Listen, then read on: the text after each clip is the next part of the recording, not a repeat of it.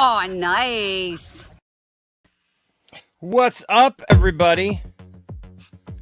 Welcome to the show.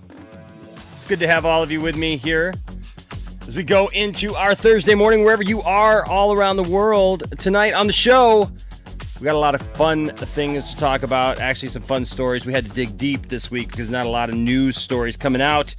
But we did. We found some cool stuff for you. We got some cool people on the panel. And you're here. And that's what's important. So, hey, stay tuned. Sit back. Crack open a nice cold Dr. Pepper. And let's get nerdy here in the Poindexter Lounge. Stay tuned.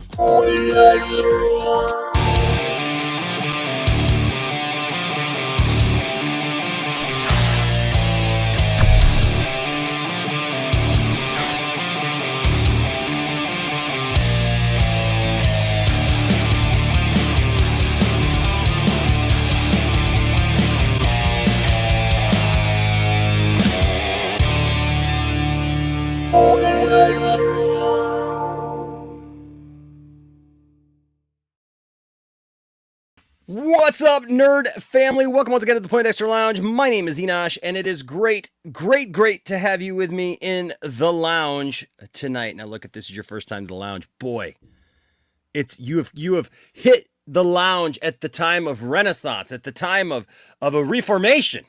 The Reformation has begun of the lounge. And it is great to have you here. I don't even know what that means. It's just a new day. A new day is dawning, and you're going to like me.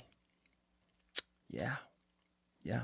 So, hey, welcome. If this is your first time to the lounge, just know that the Poindexter Lounge is a place for nerds. It's a place where you and me and all of us can get together and talk about all the things that we love. Things like TV shows, movies, games, sci-fi, fantasy, comic books, superheroes, toys, and so much more. And so if those are things that get you excited, then please hit that subscribe button. Join this growing group of nerds because we would love to have you here and be a part of what we do, because we do this for you, because we love you. And you know what? And also, it's just a lot of fun. I mean, come on. I started this journey. We're going to get into this a little bit, but I started this journey back in 2005 2015, I should say, with Tiffany talking about movie news. And here we are now, 7 years later, still talking about movie news and have grown. So thank you to all of our patrons. Thank you to all of our members. You too can be a member or a patron. It's super easy. You can just hit that membership button right here on YouTube. And for as little as $2, you're a member. We make a big hurrah about you, and you get cool, fun stuff. And look forward to that. Also, thank you to everyone who gives super chats. We just want to get ahead of the game. Say thank you. We're going to thank you all individually as you do it and read your comments tonight. So please make sure that you know that we love all of you, and we're grateful and thankful to all of you. Also, anybody who just wants to donate to the lounge, you can do that. There's links down in the description below. You can do that down there. Also, we also have our store that you can check out. We got all kinds of cool designs, cool fun stuff, t-shirts, and all kinds of different items. And so you can find those in our store. The link to that is also in the description below. Everything is in the description below. Speaking of the description below, also down there is our links to all of our social media. You can DM us, you can message us to our email, which is poindexterlounge@gmail.com. And if you do that, what I would love for you to do right now, we have a little bit of a contest going on. So for all of you creative types, all right, we need a logo. We need a logo for the newest show of the Poindexter Pantheon. That's right. What is the Pantheon? The Pantheon is our collection of shows that can be seen here weekly on the Poindexter Lounge. And so if you would like your logo to be seen every week, it's going to be 2 shows, because this is Jimbo's show and he's doing 2 shows a week. The new gaming show, and I love for this to be a way for you guys to get a little something back. We will be giving out a prize for this. You will get a prize from the Poindexter Lounge, depending upon where you are in the world. We may send you a t-shirt of your choice, or a hoodie of your choice, or whatever. We'll send you something nice from the store, or if we got something else as a giveaway or whatever, but probably something from the store that you would like. And so you can get a t-shirt, you can get a hoodie, whatever, man, just let me know. But we will be picking a winner. Here are our current shows. And so coming up is going to be Quantum Gaming with Jimbo. Quantum Gaming. Jimbo's got his own show here on the lounge, and we'll be announcing the start date for that soon. But first, before we announce the start date, we have to have a logo, and so that's where you come in. So please, you can DM me, a copy of the logo that you create or whatever, in any one of our social media, or of course, you can just email it to me at poindexterlounge@gmail.com, and we will be picking a winner. And when we pick that winner, it could be you. And so why not, right? Why not do that? Why not be a part of that and join that? So that's a little something coming up. Also, we also like to remind everybody who does participate in being a member or a patron or super chat or whatever, you are automatically in the running for one of our giveaways, which right now, this giveaway is a toy. Go figure.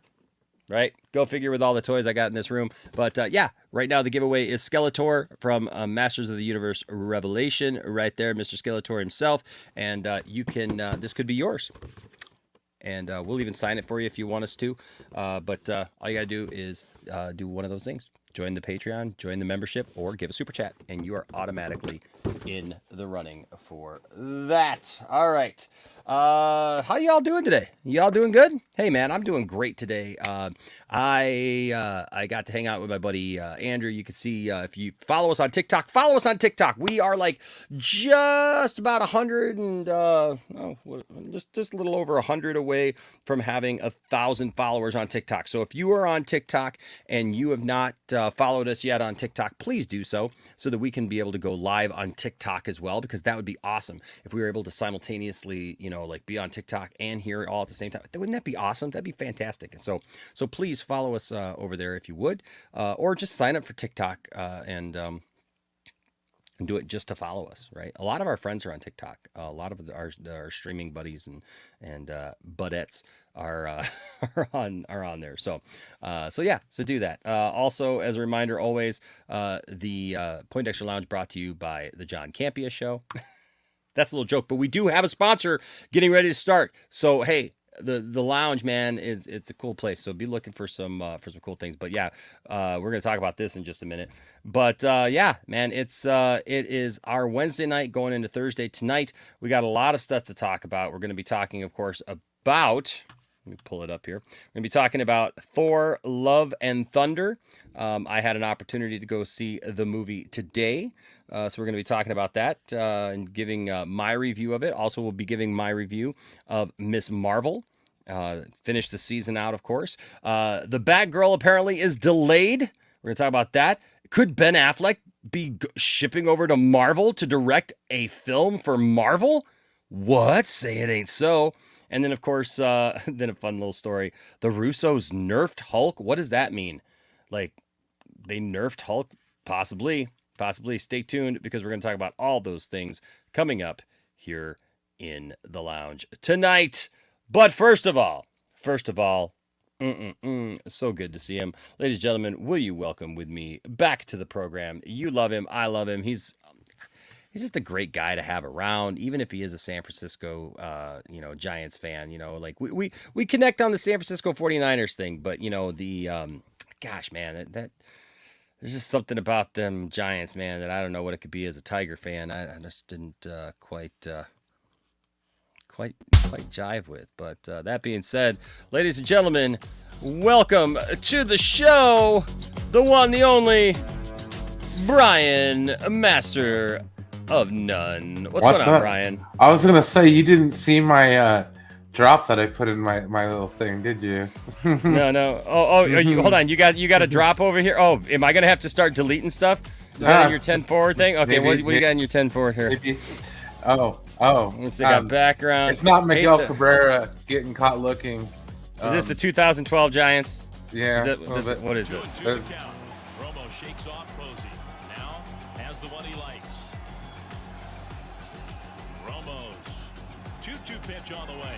Cabrera takes strike three called, and the Giants have won the World Series. Oh, Brian must be having some issues with his internet. It hurts, Brian. How dare you, my friend? How dare you, man? How dare you? How dare you come into the lounge and do that to me, my friend? I'm sorry. It hurts. I'm gonna find something to hurt you. I'm gonna lash back out at you. Oh, I'm sure you can find something. I'm sure I can. But good to have you, Brian. And also here tonight, coming in early, coming in hot, unfiltered even. Ladies and gentlemen, Mr. Phil. Now, Phil, you're kind of getting on my nerves though, because like you corrected me that it's Philip, and I've been trying to call you Philip, and then like I looked down here the last couple nights and like it says Phil, man. I couldn't think of something witting to say, so I just made it easy for everybody. I mean, true story. A week later, I went to the Star Trek convention down in San Francisco.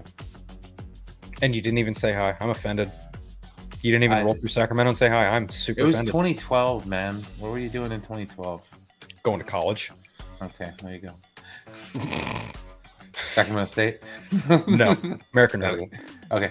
Oh, I went there. That was a cool place. Oh, well. Oh boy. So how you guys doing tonight? Doing okay? You know, Bad. yeah, I've been on a Crash Bandicoot binge. I got the 2 Game Boy Advance games, and I also found a copy of Wrath of Cortex on GameCube. So I've just been kind of bandicooting it up. Maybe I should change the name to Phil Bandicoot. That might make it Phil easier. Bandicoot. There you go. Phil Yeah. Bandicoot. All right, so hey, let's go to the chat here for a second. Say hi to everybody. What's up? Patrick says Jensen Ackles Soldier Boy TV show, and Jensen Ackles was Booster Gold, and I go to bed. Well, Good night, man. good night, sir. Yeah, man. Sleep well. But Jensen Ackles wasn't Booster Gold though. I wish it was Booster Jensen Gold. Jensen Ackles. Gosh, who was he on Smallville? He was somebody else. But no, the guy on who was the guy on Smallville who was Booster Gold? Brian, you want to pull that up? Because that's gonna bug me now. Yeah. All right, you no pull that problem. up? I got pull that. I got that. Producer Brian. Yeah, no Producer, problem. Brian the producer. So what's up, Patrick? But we also say hello to Laser Loot Gaming, who also has a great TikTok channel. Says, "What's up, Enash? Good to see you, man." Todd Fayer's here. What's up? He says, "Marvel. Marvel is the gold standard." Yes, sir. Well, I don't know, man. We're gonna have to talk about this Thor: Love and Thunder thing, bro, because I don't know, man. Not based on Thor: Love and Thunder. Eric Martzoff. Eric Martzoff. Eric Martsolf, something like that. You got a Yeah. picture of him? You got a picture of him? Yeah, let me bring the. So prepared. So prepared. The most prepared. So prepared. Super prepared. Yes. Him. That dude, huh? This fella right here. Yeah. Okay. Yeah. What yeah, was yeah. he in? Now my shit's there. Stuff and things. Yeah, he was in a few movies. Dude, so I was watching. So we finished. Tiffany and I also finished the Pam and Tommy series today, Oh, and one of the attorneys against Pam and Tommy was the guy from Star Trek Enterprise, the doctor. Oh yeah. Peter Billingsley or whatever. Yeah, I kept looking and going, man, where do I know this guy from? Where do I know this guy from? And so, and there he Wait, was. Peter Billingsley is in the kid who was in Christmas Story? No, I'm trying to think. Hang on a second. Producer Brian is on it again. Well, we go MGB, on, don't let me down. What's up, Anthony Belcher? Where are you at, bro? Where are you at, man? We're live, bro. You should be here. Somebody else streaming? Is Max over there streaming? So people still got to come over. I don't know. Anthony says, "What's up, Enosh? How was your night? My night was good. Thor 4 was a 6 out of 10. That's we're gonna talk about it in just a second. But and Batgirl being delayed is not a surprise. Yeah, that's not a surprise. What's up, Mr. Wayne? Says hashtag Marvel is for kids. John Billingsley. Yeah, okay. DC is for adults. Thor 4 is a comedy movie. I got you, Mr. Wayne. I got your back on that. But yeah, Peter Billingsley is the guy from Christmas Story. He's also well, Iron Todd. Man. Yeah, Todd. In that defense, though, you know the thing is that a lot of that is kids. A lot of that box office is kids. Let's be honest. Kids are going to that. But that dude Vince, what's going on, that dude Vince? Vince says, Todd, I gave it a 7.5. I enjoyed it, but coming from you, a 6 is pretty low for an MCU movie. Did Todd give it a 6? Oh, Todd did give it a 6. Wow. Look, see, Todd, you and I are on the same page, bro. You and I are absolutely on the same page. Yeah. Okay. I missed that. I don't know how I missed that. But yeah, man, for Todd to give a Marvel movie a 6, I mean, the gold standard, dude. Like, dang. What's up, Benimus? Oh my gosh. Yes, we're going to talk about this, Benimus. We were featured on the John Campea show today. In a John Campea video. Yeah, I've seen that. I've seen that. So we'll talk about that in just a minute. But hey, you know what? He got the memo. He's here. Ladies and gentlemen, welcome to the show. The one, the only, the trash man himself, Anthony Nightwing Beltray. Oh. What's up? How are you, buddy? Kick it, dude. Entrance music. What's that? That's some entrance music. Oh, yeah. Right. All right. I'm digging that, man. You download that, or you got it from StreamYard? Actually, well, I have a licensing site that I license all my music through, and everybody who's a part of the Pantheon has access to our library of music. So yeah, so we're able to play it up and do stuff that will not get us copyright claimed. Yeah, I download. There's one online too. It's a blues song. It's good. Or stricken for that matter. Oh my God, this is a Marvel channel now. Finally. Well, there's not a bunch of DC news. At least they put out movies. So I don't know if we're that far yet, Todd, but you know. Well, honestly, though, what was the last DC product of note? That is the true. Batman. Yeah, The Batman. yeah. It will be Harley Quinn here in a couple weeks. True. Yeah, But, yeah. In the meantime, we've had 3 Marvel shows, a movie, 2 movies. I know, man. It sucks. But yeah, Integrity here says, you guys seen the rock metal breaking news today? No, I didn't. Billboard is reporting a Pantera tour in 2023. Jesus. Obviously, it's not How are the you gonna real do that without Pantera, the but balls? it's still at the band. Yeah. Yeah. Wild. Yeah, you get to a point where it's like your favorite bands aren't your favorite bands anymore, but you know, It's just Phil the Anselmo. name is there. That's Yeah. it. Yeah. Isn't that a band somewhere else already? What's up, Scotty? Says it's the sweet one. Yes, Scotty, you're welcome to come in here anytime as well, bro. You should have the link. But Scotty is the sweet yeah, one, man. it's the sweet one, man. Heck yeah, it's the sweet one. Dr. Pepper. It's the sweet one. Like Crack I open said, a nice cold Dr. Pepper.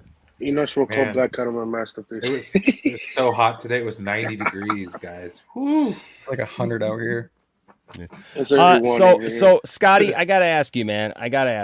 Okay, so he says, anyone watch the Kenobi fan cut? I loved Kenobi, but if you didn't watch the fan cut, you might find something you like. Scotty, as being somebody who loved the Kenobi series, is it even worth watch? I mean, it's gonna be the same thing, right? I mean, was it just faster? I know it's cut differently. I watched it.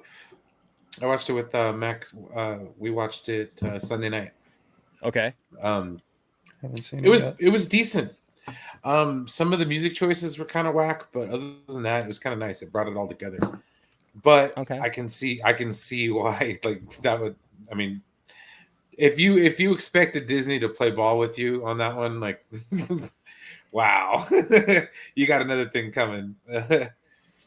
But it's nice, it's cool, and everything. I like the sentiment, and fan edits are nice, but you also have to understand that what you're dealing with here. You're dealing with the fire. I'm dealing sorry. with Disney.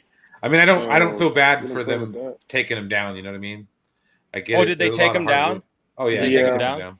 Yeah, Well, I mean, he got a lot of views off of it. views. I mean, Variety reported about it. I mean, John Campea was talking about it. There was a lot of places that were talking about it. So It was pretty solid. The only thing, my only critique, is they put So when they're doing the final battle between Obi-Wan and Well, we'll Vader, yeah. they put the freaking the Duel of Fates in there You have to do from it. Phantom Menace. Oh, And I'm like, okay, that doesn't fit. One, and that's No. not their song, too. Okay, I've heard the cut where somebody on YouTube cut in the Battle of Heroes from Revenge of the Sith. So have I. Okay, goosebumps. Okay, they That's put better, it in yeah. at the end, but it was not enough. They could have did it the whole damn time. Okay, that's the only thing. My only critique of the whole damn thing. Other than that, it was a movie. It flowed together nicely. They did take out a lot of the Reva stuff, especially after after she gets kind of stabbed by Vader and it's over. Okay. That's kind of the end of her story. Like you don't Really? see the whole Luke Skywalker, the stuff with the Lars or anything like that. They cut Really? that out entirely. Wow. Yeah. So you don't There's see a- her. There's So a you don't lot see of like stuff. the stuff that people liked about her. You don't No. see that. You don't see her Wow. redemption. Wild. It's just her dying on the planet. That's It's pretty kind of wild. messed up. Like I can understand. Like it kind of diminishes certain characters because it just like cuts them out entirely.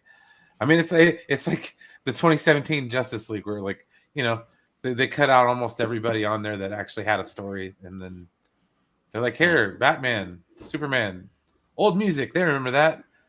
Yeah. Flash, I'm saving a people in fan Russia. Hoo-ha. I'm a favorite Justice. Like, whatever, bro. Pushing a pickup truck. Yeah. I know. I'm I know. building. Yeah, like come on. Shooter and Otis at the end of the Dukes of Hazzard film. Pushing out the ditch. Boom, boom, boom. Sorry, that's me. Wow. No. I don't know, man. I just I liked it all, so I just don't have, Exactly, Devin. Yeah, The entire yeah. point of that cut was I hate Reva, so let's cut her entirely out. Like they cut her entirely out. Like yeah, it's a bunch of whining, man. It's other than Yeah. like the one part, like the parts where she was absolutely necessary for the story to go forward. Sure. It's No, like I they get cut it. her out. They cut the Inquisitors out. It was like Well, that lightsaber didn't get funded. Wait, what? It didn't? They did the HasLab lightsaber thing, and I really wanted to get it, and what I don't understand is people complaining about the price of that lightsaber because, dude, lightsabers, man, the third party lightsabers go for like $400, $500, for a Yeah. decent one, but like the regular lightsabers, the Black Series lightsabers and stuff like that, like they go for $220 to $250 just for a single bladed saber. That was a double bladed saber, and it Do you didn't, think because and people it hated may the have character? unlocked more things, like, because that's how it works, is like the more people who sign up for it, like once it's backed, they'll release like, stretch goals, so we may have gotten, God knows what else we would have gotten, but it was $499 for a double bladed saber, which if you have to buy two lightsabers to put them together anyways, you're going to run almost $500. So imagine the stretch goal stuff we could have got. But I kept putting it off because I saw that like they wanted 8,000 people, and it didn't even get 2,000 people. You think it's because they hate her character or what? Yeah, I think so. I mean, but my gosh, like it's not just Reva's lightsaber. Like that's an Inquisitor lightsaber, for God's sake. So I don't know. They'll probably make a different one and make it for retail. I don't know. But it just kind of make a cheaper version. Yeah, I will say this. Benimus asks, Enosh, will 2 cents on nonsense return? It will return. It will return. Johnny says he wants to do it. But here's the thing. This is what I need you all to do. I just posted it in the chat below. Tweet Johnny Pop. Make this your goal. Like everybody watching, even if like you don't really care or whatever, just tweet at Johnny Pop and say, Johnny, we love you, and we demand more 2 cents on nonsense. Just do it. Just do it. Do it. And Anything is possible. Do it.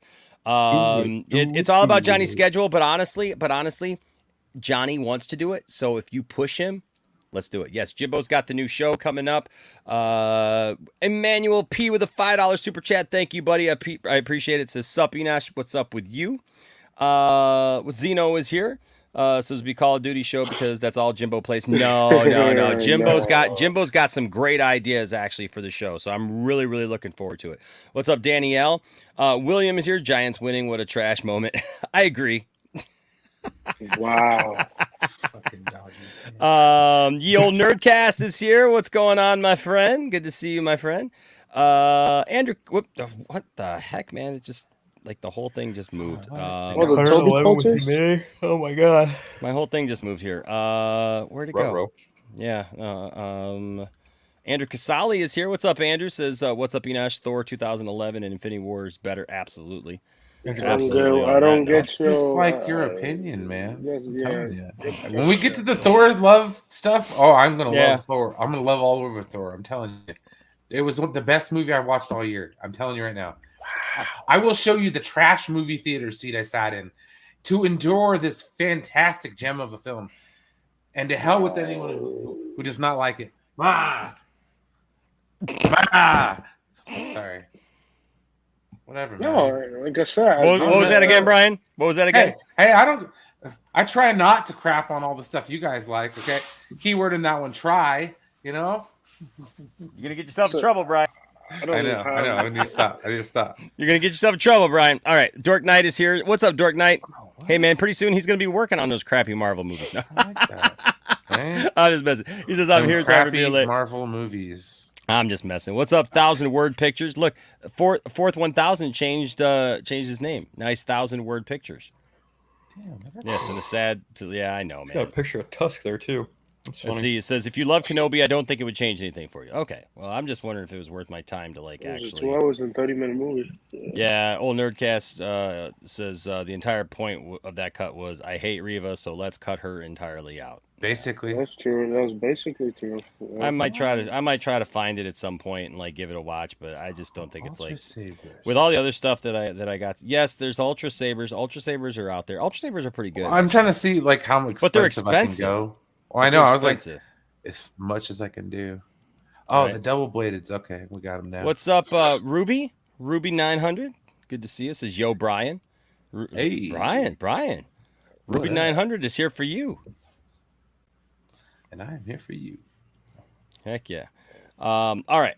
So before we jump into that, of course, it is time for your Betty White-ism. Pretty white. Your Betty White-ism of Ism. the night. All right. Queen. So here, yes. Okay. So, last one was the best way to earn a quick buck is a slip and fall lawsuit. All right. So we're moving right along. It's this one was this was her as Elka Ostr. God, what is that? It was her What? character from Hot in Cleveland. What was it? Ostrovsky? Elka Ostrovsky in Hot in Cleveland. That was a funny show, actually.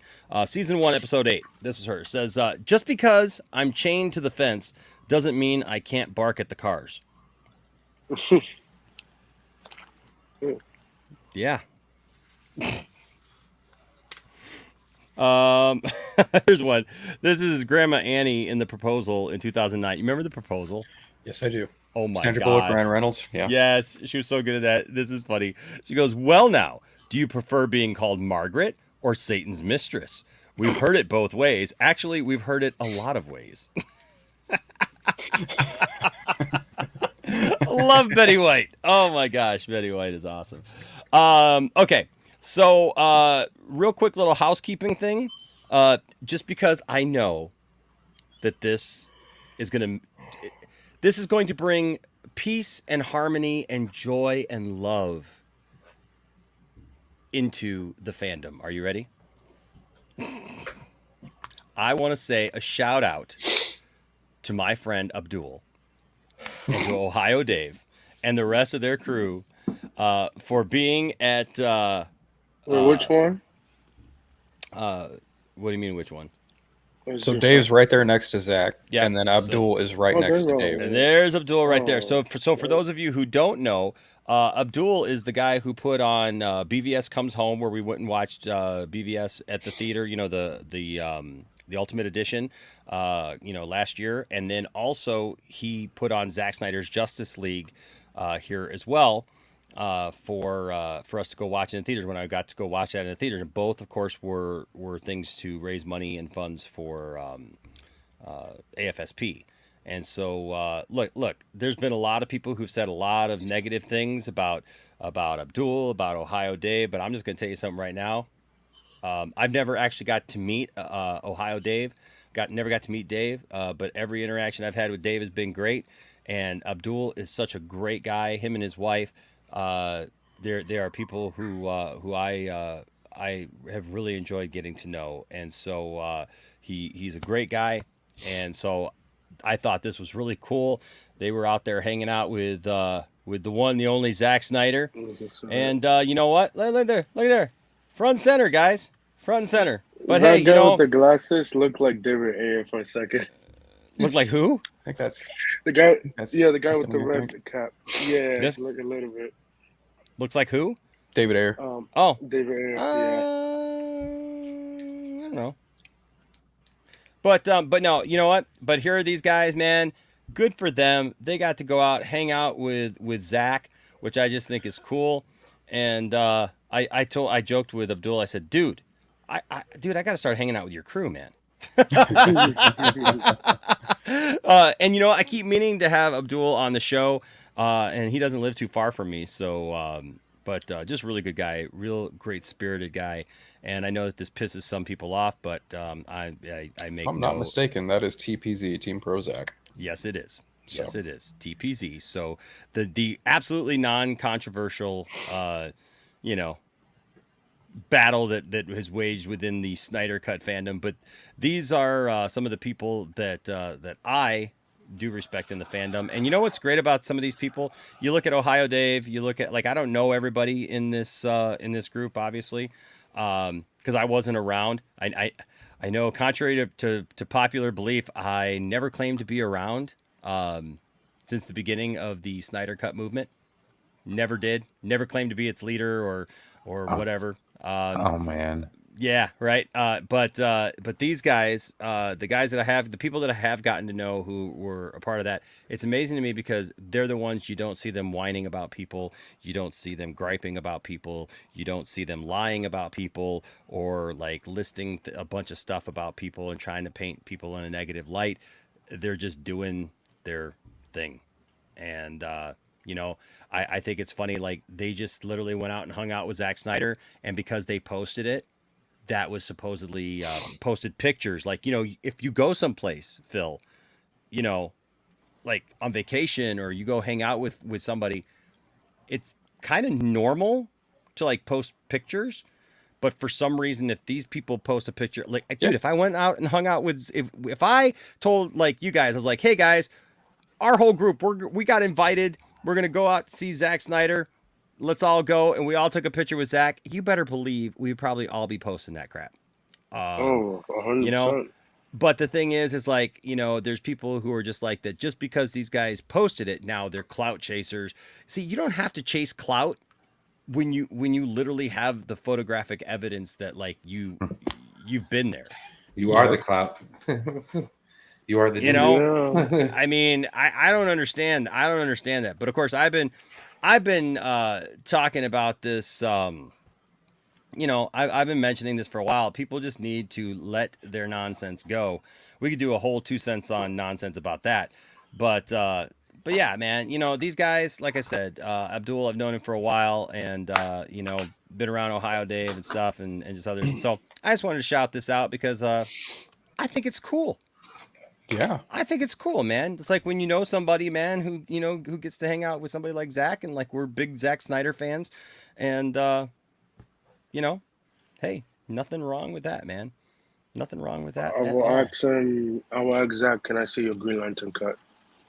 That'd be amazing.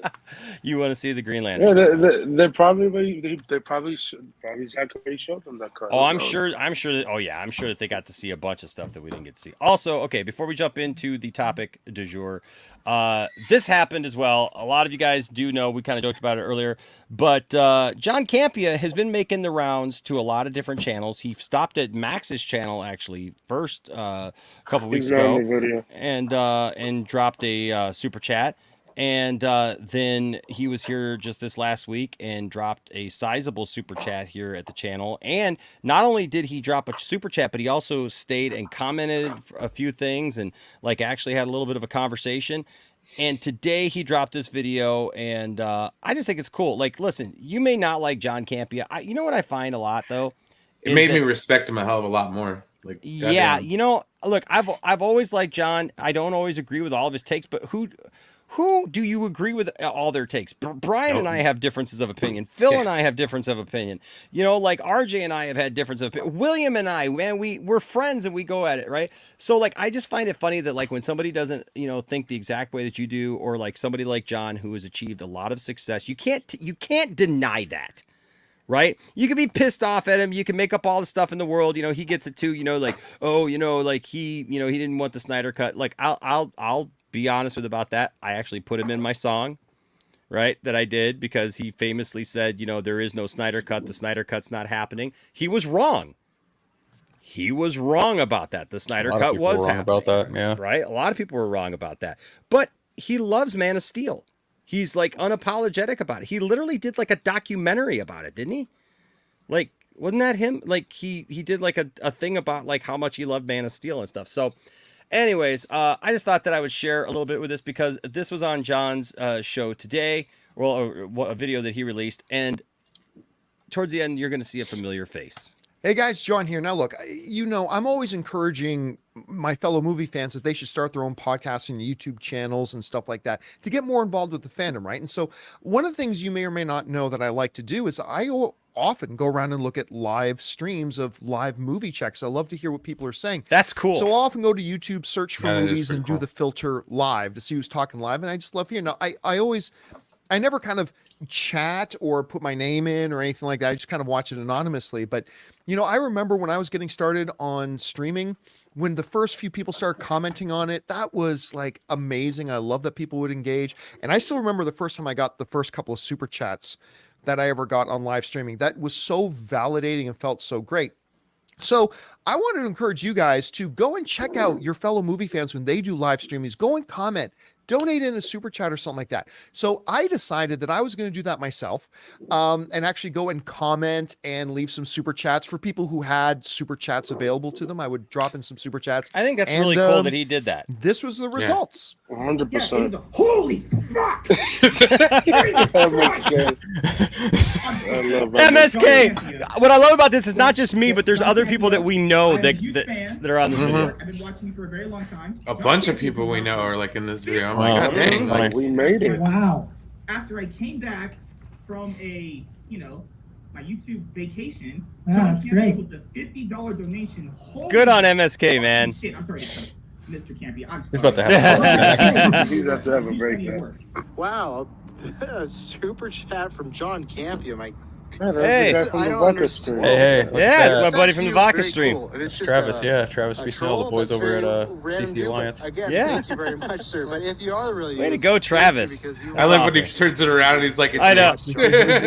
Oh my goodness. Yo. I love how everybody's reaction is the same because, man, we're just like doing this thing, man, and John with the $50. and we're all like the same thing. Like, I don't know if it's a troll or not. Echo and Hawkeye. Wait a minute. I thought that was great. Did you say the Hawkeye was great? Wow, that's crazy. Wait a minute. I love you, Anthony. How many people use StreamYard? Joke? Man, StreamYard's making a lot of Oh, damn wow, money. StreamYard's popular. Celebrity in the building? But they can make a mobile app. Hold on. Mr. John Campion. What? If this was for real, I didn't even know this dude knew who I was. John Campion, $200? Oh, That's crazy. Yeah. dude, That's a good I've drop. been following you since before AMC Movie Talk. I've been following you since For Your Consideration. I don't know if that's actually him or not. Wow, look at these 3 people watching. Dude, there's 3 people watching. That's what blew me away. I was like, God dang. That's what Right? he's doing. Like, straight up, that's cool. Like, you never know who could be watching. I mean, hell, even the Poindexter Lounge. How many times have we been chilling here and we're like, oh, is that so and so? Straight up, Yeah. they're on the show. Oh my gosh. Oh, K-Dot, I know it. Oh, John Ashley. Campion's here. There's Ashley. That's why I keep saying you never know what's going to happen on the Poindexter Lounge. That is really him. Yeah. Could be chatting next thing you know, Ray Porter's on the panel. Look, Right? I just checked. No, I it's wouldn't say not. the Yes, it's really John Campion. Are you serious? Yes, I'm not I'm lying not to upset. you. That is not John. I just confirmed it. How can you just? You're just like confirm messing it that? up. I'm trying to tell you it's John Campion. It's funny that they don't believe it. Is this really? I like this one. Oh. Is this really John Campion? Y'all playing on my thing right now. Thank you. That is really sweet of you. Oh. She's crying. Me too. I didn't care for you. Stop. Look at that super chat we just got. Here, let me see. Bruh. Hold on a damn minute. Bruh. love seeing all these guys with Shure mics. It makes me feel a little bit more validated about mine. Wait, Right. hold the phone. One of these Hey, days. Shure mics are great, man. Dude, I love it. I love my Shure mic. Dude, do we please tell? Do we have? I like how we got a gaming chair. Do we literally have one of the Yeah. books? Gaming headphones. It's so cool. Coming in hot. Hot. What in the? Well, this is you talking about the boys. Yeah, the boys. Fuck. Nice. And the Oh, here we go. We made it. We made it. To tease. Is that the real John Campia? Yeah, Johnny. it is. RJ's like, my voice. That's me. That can't be. Look at your face. Wow. Oh, Wow, John Campia is watching this. John Campia. John, Well, I we just want made to it. say to you, I hope you're still watching. John, you are the reason why I got into movie news. John Campia. if it is, dude. Get out of here. Thank you for your time. If this is the real John Campia, it is an honor. There's like 5 So- people, 10 people watching us. So wow, that's I can crazy. throw some likes, man. Yeah. That's cool, man. Gee, That was a fun day. That was a fun night. Oh, that's cool, man. We made it. Man, this is what happens when I fall asleep early. Oh man. No, it was just super cool. Anthony getting his voice in there, like John Campia. Well, it was William, RJ. I am not wearing the same shirt. That shirt that I was in that John Campia video, it is a V-neck, but that's a black one. This is a charcoal one that's got like pattern, to it. Like That's okay. I got like 4 shirts. Chances are It's I'm not like wearing the William, same but we're the shirt. same but it is a V-neck. It is a V-neck. So. I like my Integrity says, I'm not a fan of Campia either, but if Enash wants to celebrate this moment on his own channel, then I'm not going to ruin it. Oh, more often than not, I've disagreed with John Campia, but I'm absolutely, man. Absolutely. It ain't about agreeing with John over everything or anything like that. It's just that, look, even if you don't like John Campia, nobody can deny the fact that John is the grandfather of movie talk Basically. on YouTube. Yeah. You just can't deny it. I mean, No. it is what it is. It absolutely He's the rib. He's the rib, The rib. Wow. The rib. Wow. He is.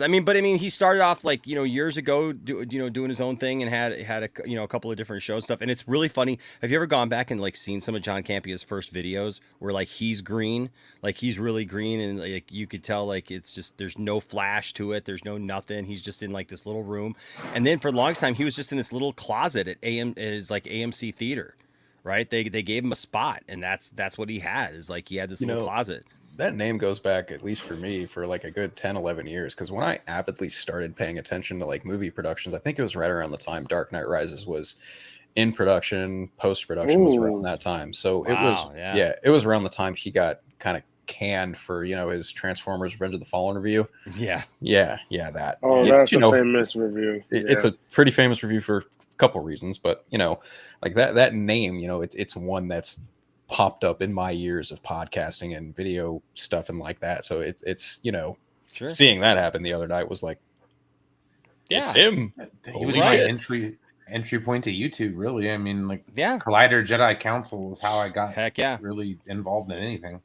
That's what I'm saying, man. He had AMC Movie News, and then they got sold to to Collider, and that was because of him. And he ran it, and then him and Collider had a falling out, and they weren't seeing eye to eye. But like then the dude, I mean, good on him, man. He literally walked away from Collider. It was like, screw it, you guys, if you're gonna do your own thing, and that, of course, then Christian Harloff and all of them got it, and that didn't work out so well. Yeah, well, when you got a guy like Jeff Snyder in there, it's never gonna really pan out too well. Yeah. So they did all that stuff though, and and then John went over and started his own thing, man. And look where he's at now, man. He's what? Is he over 300,000 subscribers or something? Something like that. I don't really know. 297,000 subscribers, man. So John Campia is doing his own thing, man. Yeah. So like people it is what it is, man. I enjoy like you said, if you don't like John, that's fine. But for somebody that like even that was like what what showed me that like you could talk about movie stuff, man, on YouTube. And and have these conversations, right? And so it's kind of the template. And so, so there you go. That's just that's what I want to talk about. So that being said, so Thor: Love and Thunder came out this week, and I felt like I was one of the last people on the planet to see it. We are going to talk about it. So if you have not seen it and you're totally trying to avoid spoilers, I'm not going to say that it's going to be spoiler heavy, but we may, talk about a couple of things that hit it here and there. No Benimus. I've never reached out to him about being on the lounge, but I have had, Robert Meyer Burnett here. So it's kind of like the, his right hand guy, so like we're almost getting there. That'd be really cool to have John on here actually and do an interview with him. But yeah, so Thor: Love and Thunder came out. I saw it today with my friend Andrew. If you follow our TikTok, or actually we did a YouTube short. a short today, a YouTube short today about it, giving our opinion about the movie. The long and short of it is this: it looks like a bunch of people dipped out because they thought we were going to talk about spoilers. Like I said, we're not going to get into heavy spoilers. Yeah, it's a quick review. That's it. Yeah, just a quick review. But like I said, I agree with you. Look, here's the thing about the movie. In the long and short of it, the first few minutes of this movie, the first few minutes are so good. What's his name? Christian Bale is really good. Like they set him up like he could be really, really great. Okay, in this film, they set him up that way. He looks phenomenal. They set him up to be a really, really great villain.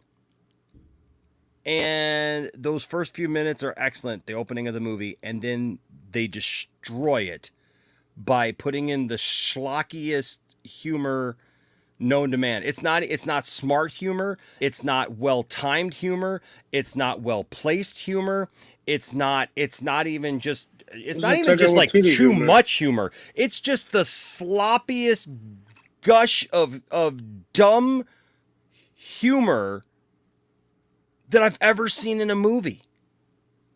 I just feel like it was almost like they were just like, hey, how can we put the dumbest possible stuff in this movie because it's a Marvel movie and people will still love it. Or people will still go see it. They're still going to go see it because it's Thor, and Thor is beloved, right? He's beloved. But I mean, like, seriously, like, it's just so bad. And it was frustrating me. And then it would come back, and then it starts getting the Jane Foster stuff, and I was like, okay, all right, maybe that was just like, hey, they were telling the story because they introduced him back in with Guardians and stuff like that and showed him how he got back in shape and all this stuff. And I'm like, okay, great. Awesome. We're back on the right track. And then we get the Jane Foster stuff, man. Yeah. And it's like, oh my gosh, now we're dealing with serious stuff, right? We're dealing with serious stuff because, look, it's not a spoiler to say, everybody knows Jane Foster, this Mighty Thor. The very fact she's in the movie, people know she has cancer. It's in like the descriptors of the movie, so I'm not worried about that. Right? So she has cancer. When she turns into the Mighty Thor, she gets powers or whatever, but it's still killing her. It's when she does that, it actually stops her human body's ability to fight the cancer. So she's still dying even though she's Mighty Thor. And it's like, okay, this is good. Oh my gosh. Yes. Okay. We're going to get a really serious, that was just the intro, funny, Guardians, meets Thor stuff, right? Whatever. Because you literally had Christian Bale's character, Gore, the God Butcher, literally butchering gods, right? I mean, like, and I didn't even mind, Phil. I didn't even mind like how they showed the one god in there, like it was cheesy, right? Yeah. That god was cheesy, but like I felt like that was okay, sure. Like even for that because Gore was going to be the serious thing, and like Gore just kills him, right? Like stabs him through the neck. And Jane Foster stuff, and then again they just it's like they just open up their butt cheeks and just it's like have you guys seen that hippo video where the hippo's standing there like the tail's going and it's just like and just poop is flying everywhere? That's how the humor felt like to me. It was just like, What am I watching? This movie doesn't know what it wants to be. This movie has no direct tone at all. It's just like, here's some really serious content. And now we're not just going to try to break that up a little bit to, be able to go between scenes. It's like, no, now we're just going to absolutely annihilate any seriousness that you can take towards this subject of cancer and Jane Foster dying of cancer. No, we're going to obliterate that with this insane humor. And then they're like, now we're going to take it back, and these children. We're going to show these children kidnapped by Gore.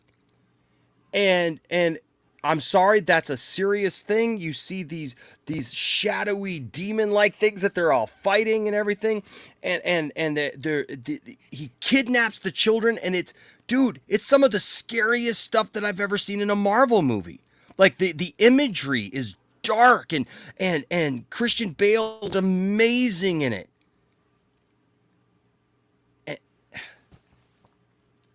And then they totally act lighthearted about it, which I'm sorry, just like it got on my last nerves, because like now you're talking about kids. So like now it's like a serious subject like cancer. And I'm not saying, I want to make very clear, I'm not saying that the whole movie just has to be like dour and no, I mean, humor is fine. I expected humor, but the kind of humor.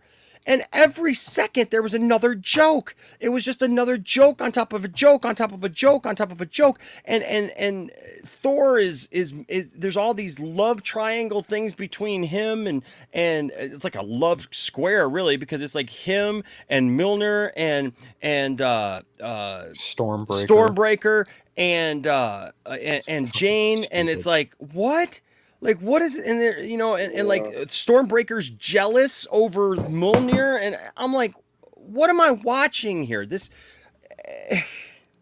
And I'm sorry. I kept just going, I don't know what this movie wants to be. And then the latter part of it, like, started making more sense and actually started to kind of bring it in. And I thought, okay, it's good again. Like, there's all these great moments in this movie. There's all these fantastic moments. And I know there's a lot of you who are going to sit there and listen to me, and you're not going to hear me say that there's these great moments in the movie. But I want to make very clear, there are some absolutely stellar, great moments in Thor, Love and Thunder. But again, it's like they purposely were like, no, we cannot let this stand to have any kind of serious discussion or levity in this movie, where people should be actually going through heartfelt things. Like, no, instead we're just going to nail you over the head repeatedly with slapstick Three Stooges and Three Stooges did it better. Three Stooges, at least there was a point, because it was supposed to be a slapstick comedy and you knew what you were getting into. It's not like you were going in to watch the Three Stooges do 12 Angry Men. You know what I mean? Like, it's just, what the heck is this movie? And then you get to the end, and I have no idea what we're doing with Thor now. I really like after this ending, I can't talk about this ending yet, but my God, like, what the heck does this mean? Like, and I'm not saying that it can't mean something, Phil. Like, look, how many times do we get to an end of something and we go, what the heck does this mean? And like, they have a really good, thing, scheduled out for it. And I'm like, okay, all right. We didn't see that coming, but like, what? Like, now all of a sudden, I can't even describe. Plus, I'm just going to say this. Okay. Spoilers if you want to, but did Lone Star lose his ship to Thor there at the end? Because that's exactly what it looked like. I swear to God, it looked like a freaking Winnebago with wings. It looked exactly, Thor's ship looks, I mean, and I'm not being, if you haven't seen the movie, I'm not being hyperbolic. It literally has the front of a freaking Winnebago. It looks like a motorhome with wings. It is that ship. What? What is going on here? I don't know. So I was just like, and I sat there thinking that, and then I came out of it. I was wondering what Andrew would think of the movie. Andrew's a young kid. He's 19 years old, and Andrew, I looked at him and I said, "Hey man, what'd you think of the movie?" I didn't let on that I was a little frustrated with it, like, because I liked it. I liked the movie. I didn't think it's the worst movie ever. Nothing like that. I gave it a 6 out of 10, and I looked at him, but before we even talked about it, I said, "Hey man, what'd you think of the movie?" And he goes, "I liked it, But there was just so much messed up about it, Enosh. There was just so much messed up about this thing that he's like, I give it a 6 out of 10. He's like, but the humor was dumb. This 19-year-old young man looked at me and just went, the humor in this was dumb. And I'm telling you right now, look, I have not had a problem with Taika Waititi up to this point, but I swear to God, this movie just made me very, very fearful of whatever the hell he's got in store for Star Wars. Well, I mean, Star Wars is different if you think about it, because he does Mandalorian. Is it because that's what that's what Solo was supposed to be? Remember when we heard all the rumors that if Kathleen Kennedy lets him go unchained, I'm out. I'm so out. I just don't know what to think about it. Well, I mean, he did the Mandalorian though. That was great though. The first 5 minutes of his last of the season finale episodes was ridiculous. It was stupid. The stormtroopers punching Baby Yoda, that was dumb. I'm sorry, but it was stupid. I hope you're joking, Del. I hope you're joking. I didn't spoil the movie. I'm just giving you my feeling about it. I didn't feel like I didn't spoil it. Technically, that wasn't a spoiler though. The thing that he said. That wasn't a spoiler, man. I'm hoping that Del. I've never. I don't think I've seen Del comment before, so I hope that.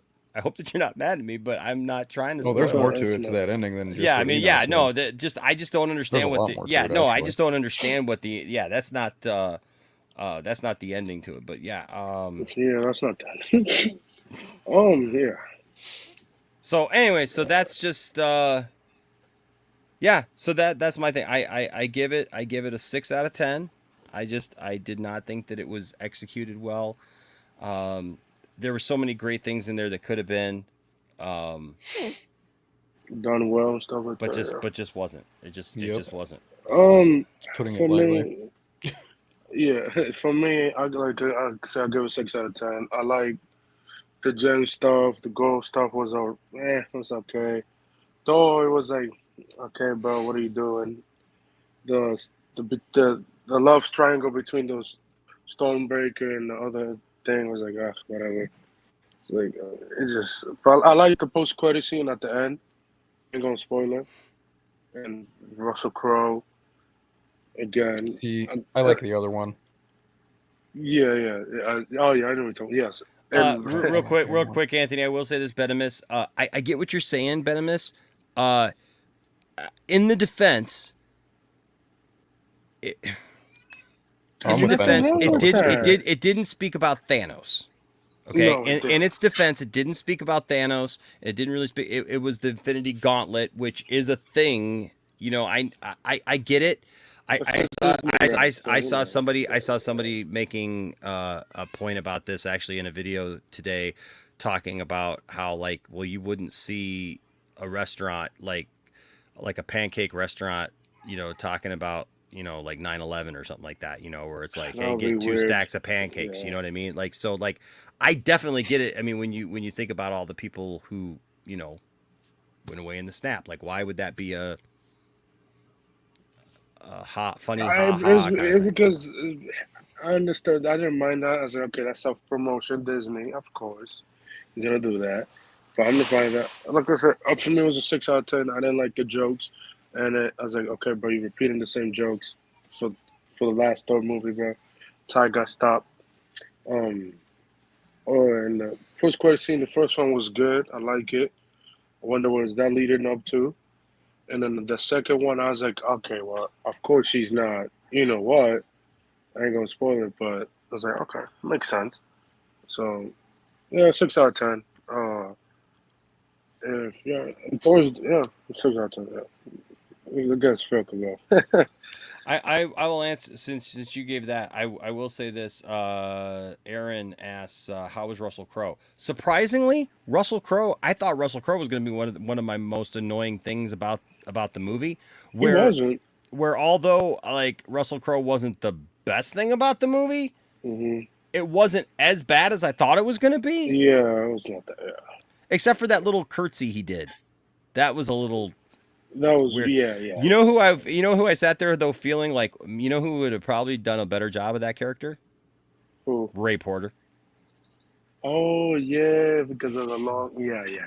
Yeah, but that's a quick thing. Russell Crowe doing a Marvel movie. I was like, okay, I'm gonna do this for a couple seconds. Then I'm gonna be, Doodoo, Craven Hunter the movie.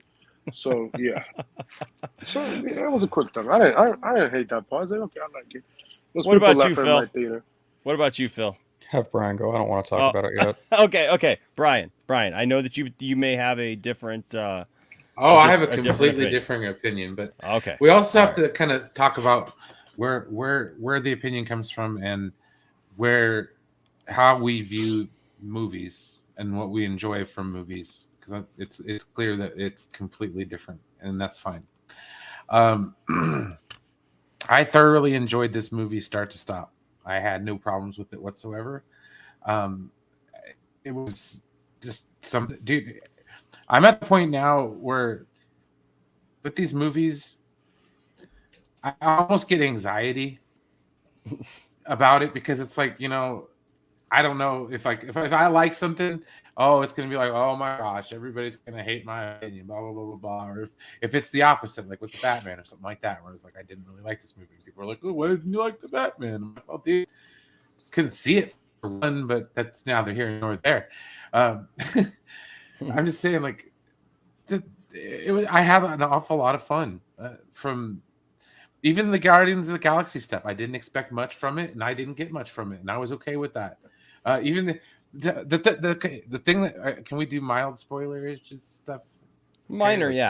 Okay. Yeah. So at the end, where the Guns N' Roses solo, like number 3, the best one, where he's up on top of the piano, just freaking wailing on the guitar. Okay, it's not a spoiler because I'm talking about the song. Okay. Tears down my face, dude. Tears. And when everybody's just getting into the action, oh my goodness, and oh my goodness, dude. But no, November. That's one of my dad's favorite songs. Or was one of my dad's favorite songs from Guns N' Roses. So like that one hit me. Oh, I will just say this: the soundtrack to this, dude. All of the Guns N' Roses songs, dude. Brian, I didn't think it was gonna work, but Brian, did. I'm right there with you, man. I'm right there. You will never hear me complaining about that in this movie, because it was good. If anything, I will just say maybe it was my theater. I don't know. I felt like the music could have been louder. The music integrity. felt. I didn't know if it was just my theater, but the music felt like it was buried in some of the scenes. Like I could hear it. It was like, especially like November Rain. And you notice though how it actually went with like some of the scenes. Like everybody needs somebody. You're not the only one. You're not the only one. Yeah. No, I love that. And I mean, there was a lot of like good metaphors and a lot of the humor that I liked. Okay, and here's the thing. Okay, when I say Russell Crowe, we're gonna do some word actor association. When I say Russell Crowe, what's the first thing that comes to mind? Gladiator.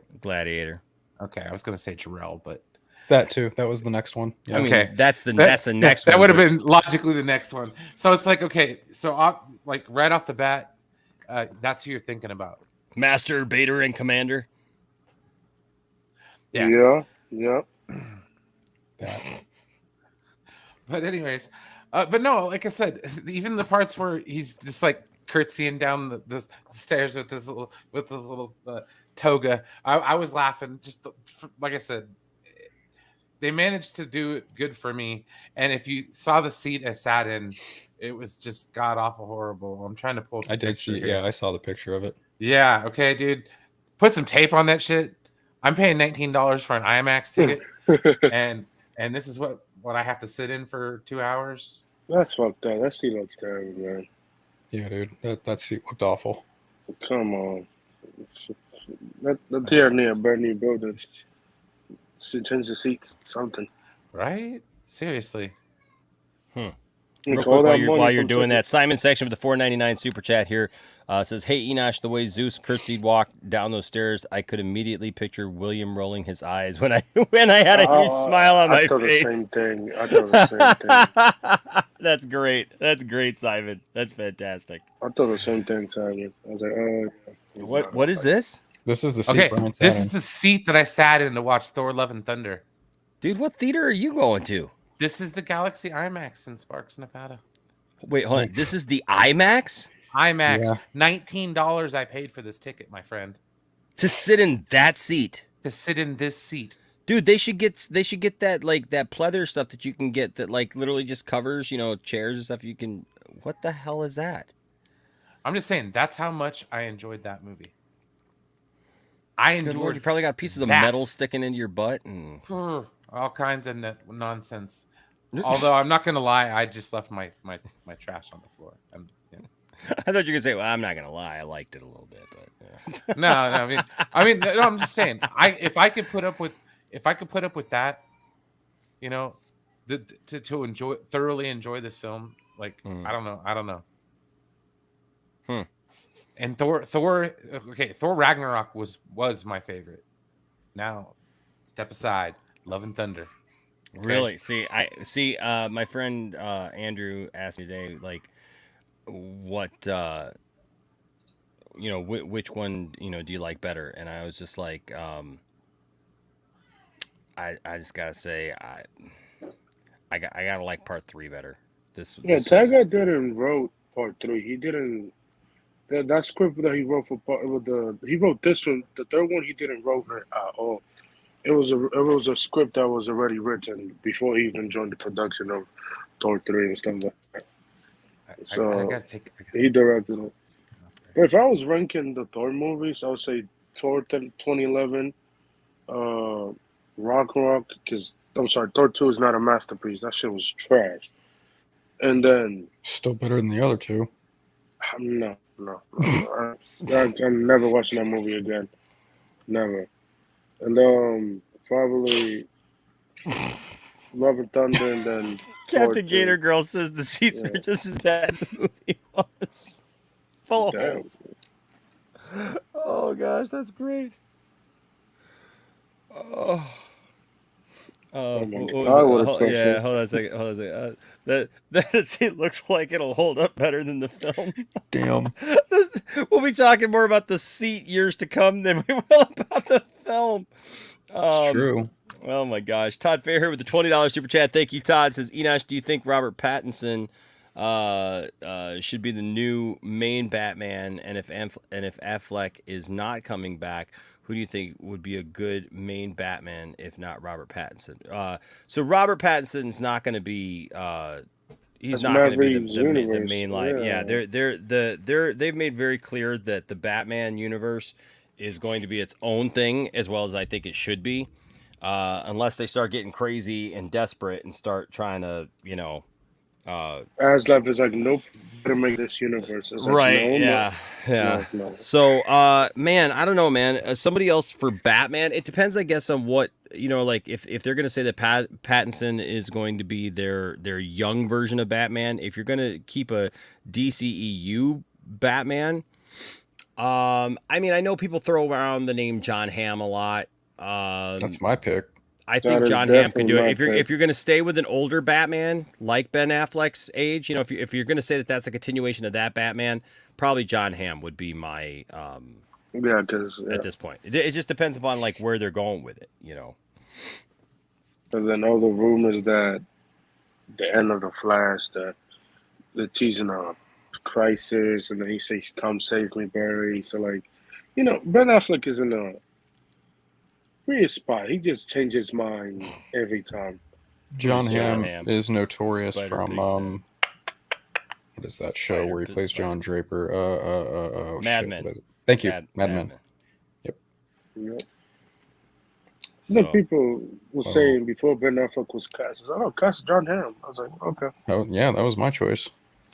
Yeah, here I'll pull him up. I'll pull him up here for you, man, so you can see him. Look pictures as him as the Batman.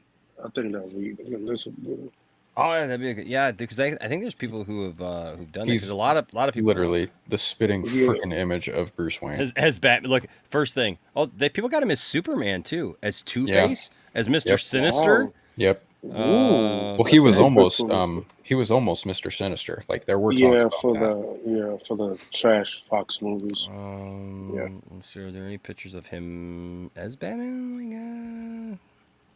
That's Photoshop, right? That's why they got a bunch of pictures of him next to Batman, but I don't know about like his actual face in the costume. That's not unless that's his face. What the heck? I don't actually see anybody who actually kind of put his. He looked like Bruce Wayne right there in those glasses. Here? Yeah. Yeah, a little bit. A little bit, Little yeah. bit. A little bit. I could see it. I could see him as Batman. I'm interested in this as Superman though. I could see him making a good Two-Face though as well. Oh, that definitely. Photoshop on Brandon Ralph. Please, no. I just, I don't see him as Superman. He just doesn't have the right look for me. I could see him on Two-Face. Oh, Yeah, he could do Two-Face. I think he could be Two-Face, man. Now hearing that. Yeah. You can see that, yeah. But he, yeah. you know why though, is because he kind of has that Aaron Eckhart look. Right. Yep. I mean, he does kind of have that look. I mean, look right here, man. Yeah, I can see it. Hey, if Matt Reeves does Two-Face, maybe. Sure, yeah. why not him? Well, the rumor mill is that Benny Safdie might be Harvey Dent. Yeah, he was in Kenobi, that Jedi. He was in Kenobi, and he was also in Good Time with Robert Pattinson. Okay. He was the brother. Okay. I know people also say Oscar Isaac would be pretty good too. It's a pretty good pick.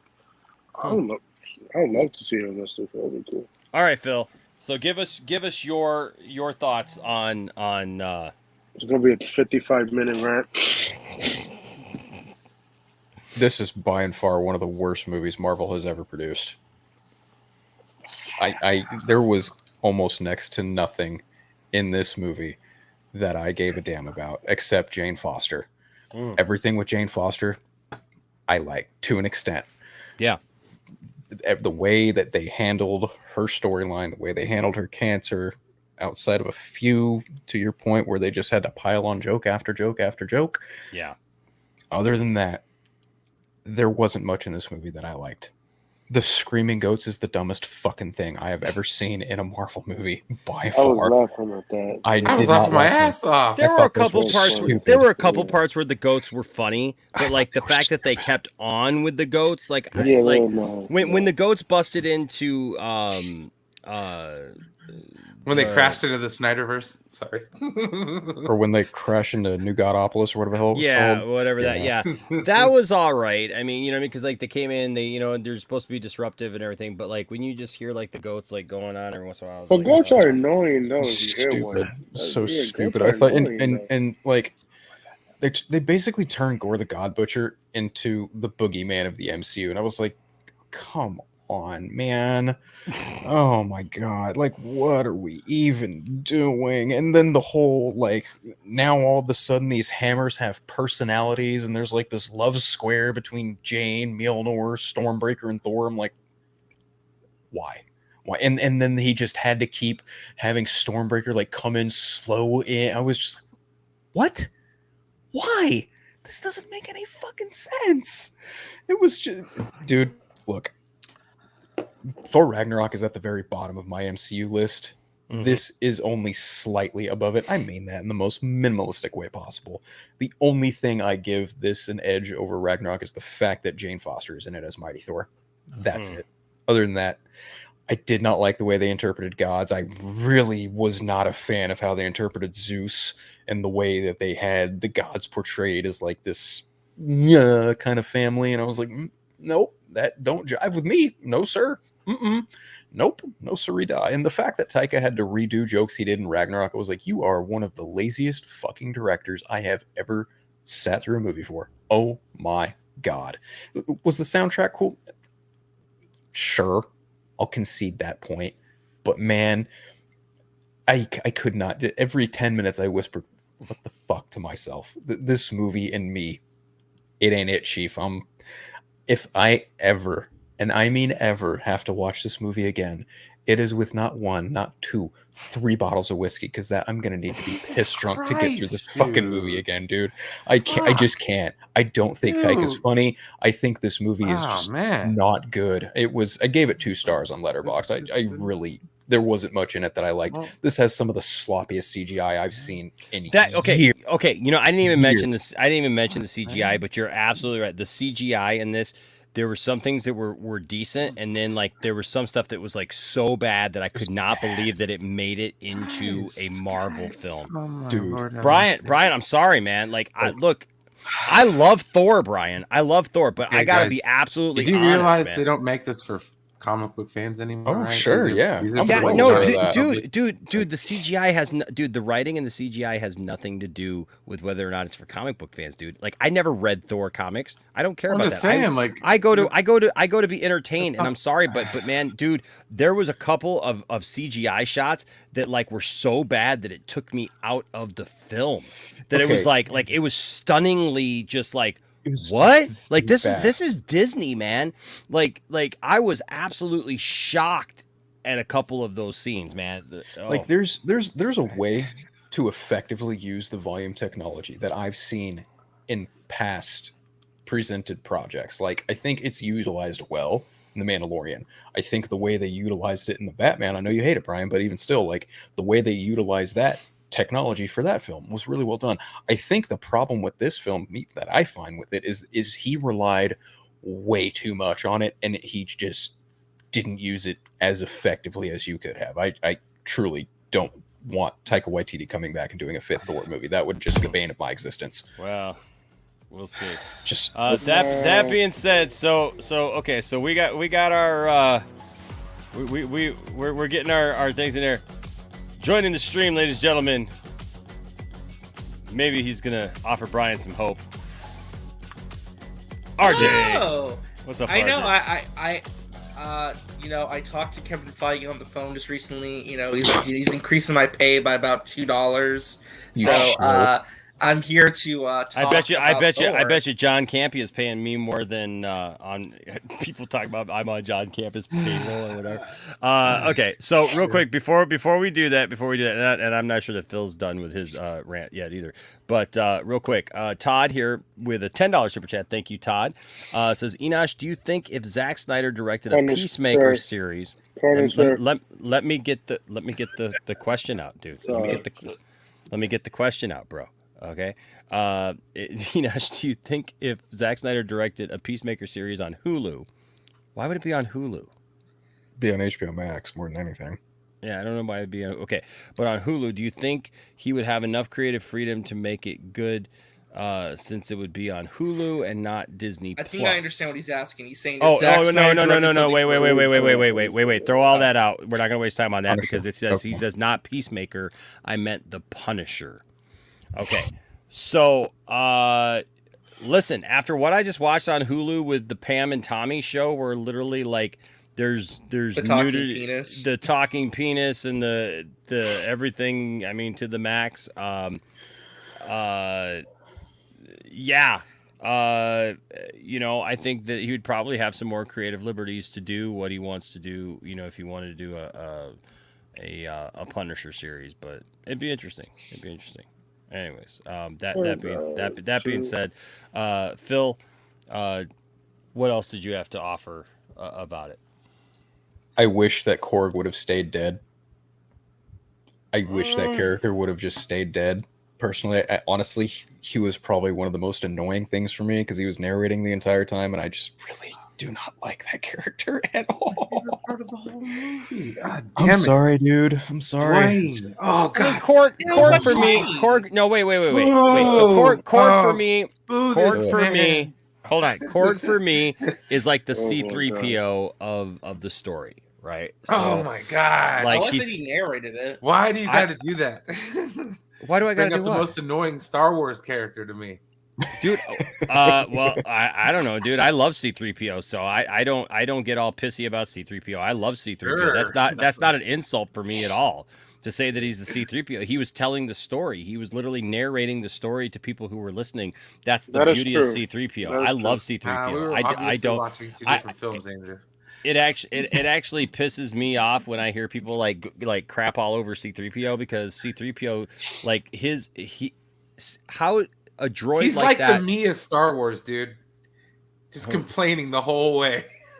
What? Oh, well, no, you know what? You know what? He's got an arc though, man. Like when he first I starts know. off in A New Hope, he's like talking about how like, he doesn't, tell stories well, he's never done anything like, and then by Return of the Jedi, man, he's telling stories. He's the narrator, like he's got all the Ewoks and all the village and everything around there, and they're telling stories, and it's good, and you know what I mean? Like, yeah, man. So that's not it. But like Korg for me, that's who he was in this. He's telling the story. He's telling it kind of from outside the You wrote Hammer. And dude, we're just hey, Donovan. Okay, and I want to make very clear, this is not this is not like a DC versus Marvel thing. I get so sick of people trying to come at me like. I've distilled it to that argument. Look, sorry, everyone has a preference, right? No, you have not missed Miss Marvel talk yet. No, that's next. Okay, good. I want to make sure. Because you're going to hear the opposite from me here. That's why it's not a DC versus Marvel thing. Because honestly, a little spoiler. I mean, it's not spoiler for the show, but I mean spoiler for my opinion. I loved Miss Marvel. I absolutely loved the show. I thought it was great. Now you mix that with Thor, and although I really like Thor as a character and love Thor as a character, even. I think it's not as grounded as what you're used to seeing. It's crazy. No, it's insane all over the place.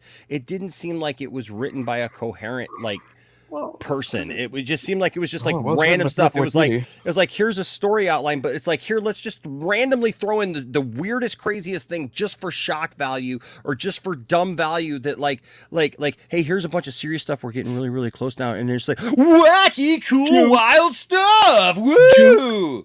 Like, yeah, I mean, it was almost like a radio show, like a morning radio show, where it's like you're sitting here talking about like, hey, today down at I don't know, today there's going to be a food drive for people who are homeless, and it's important that we take care of our community. Whoa! I think we got a show. Oh yeah, we got a show. We definitely got a show. Oh yeah, there's a show. Like. There's a time for a funny joke or even a zany joke, and then there's a time just to like let it breathe, man. Don't feel like you gotta fill the space with everything, man.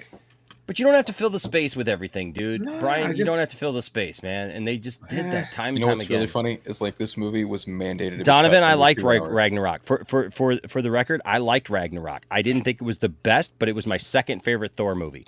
Thor 1 is my favorite Thor movie. Ragnarok is my second favorite, and I didn't think it was as awful as people made it out to be. This movie just seemed just incoherent, sloppy. It was such it just felt really sloppy. No, I mean, I don't know, man. I guess I'm just.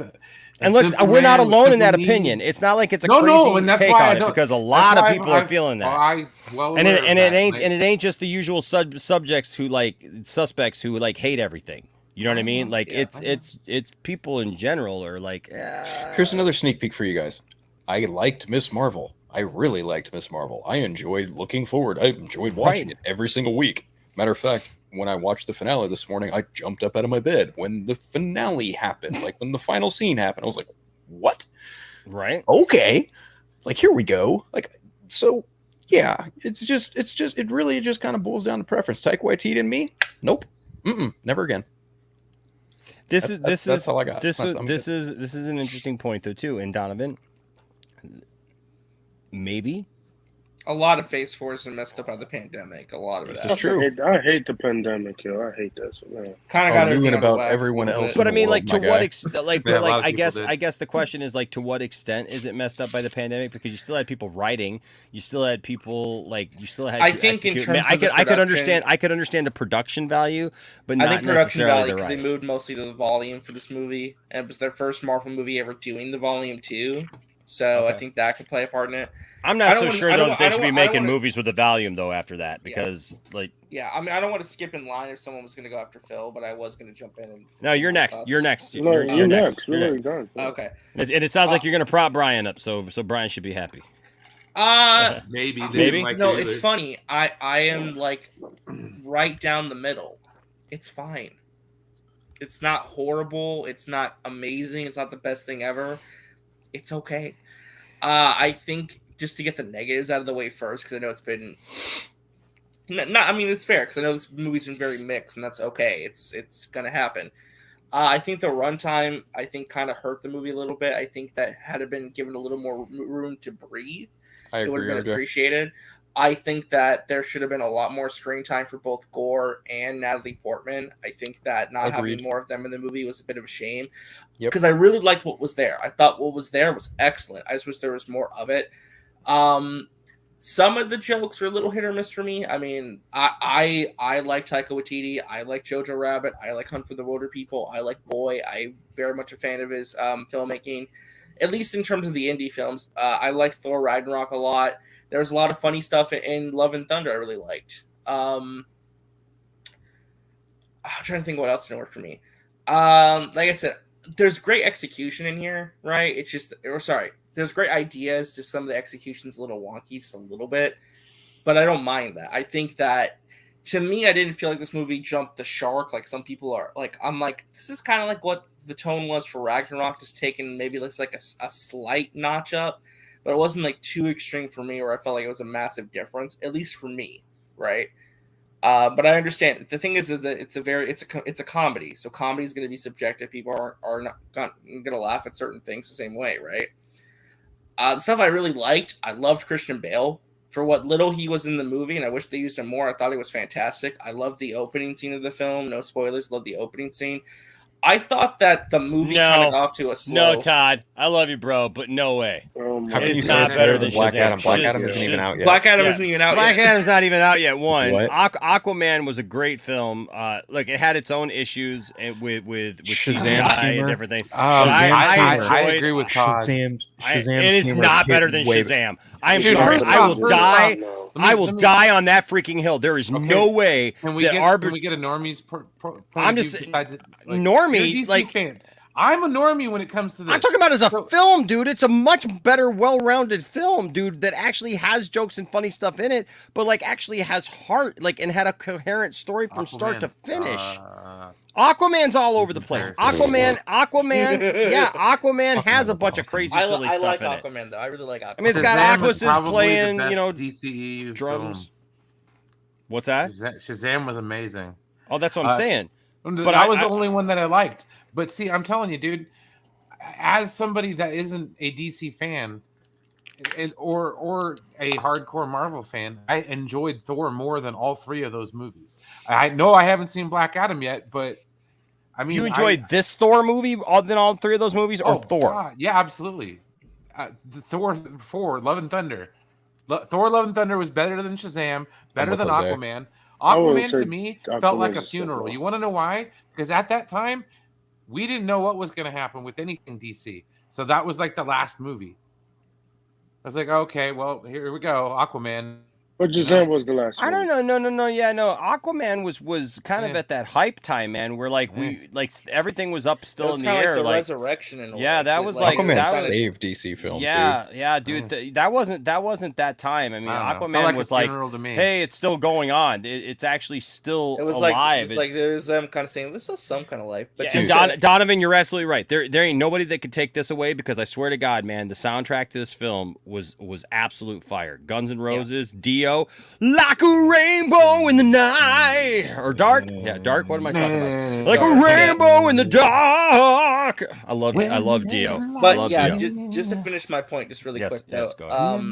Some of the CGI and some of the visual effects I do think were very hit or miss. That's for sure. But like, I think the film gets off to a little bit of a slow start. It kind of like meanders a little bit, just a little bit, right? And then it kind of like, I like the second half of the film much more than the first half. That's just me personally. I think the second half is stronger emotionally because it got a little bit grounded. Yeah, there was stronger emotional beats, stronger character I keep work. trying to say. You guys want a more grounded superhero film, okay? That's what you want. I don't want it to look like a carnival. No, I'm just saying you want a more grounded affair when you watch a superhero film, regardless of who makes it. But Brian, it's not even that. Brian, it's not even that. It's just if you're talking about a woman dying of cancer and children who got abducted by like a demon looking guy, then you know what? Treat that with some respect is all I'm saying. Like don't then I don't understand why you're thinking it was because they're dealing with serious stuff though, and then they're just acting like it's like the stupidest, dumbest thing afterwards. I actually, I think you're. speaking, I think you're. oh, sorry, gosh darn it! I'm sorry. I think you guys are biased. Okay, I really do. I'm trying Biased to be really how? nice. I'm just telling you how I feel about the film. No. Okay, your bias is affecting how you feel about the film. How? Okay, you understand? How? Because in what way? My bias for just- what? My bias for what?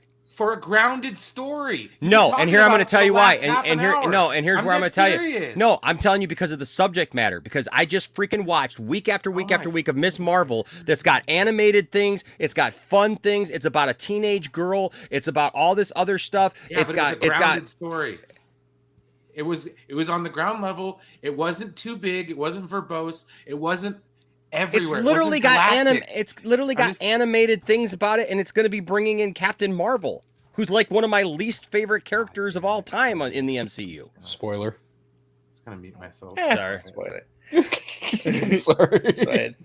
No, she loves Captain Marvel. She loves Captain Marvel, and we all know that it's leading to the movie The Marvels, right? So that's what I'm saying. So the thing is that, like, dude, I'm not being biased against the movie. I'm saying, like, with the subject matter, Brian, it's offensive to me to tell me that I'm being biased when all I'm saying is with the subject matter of this film.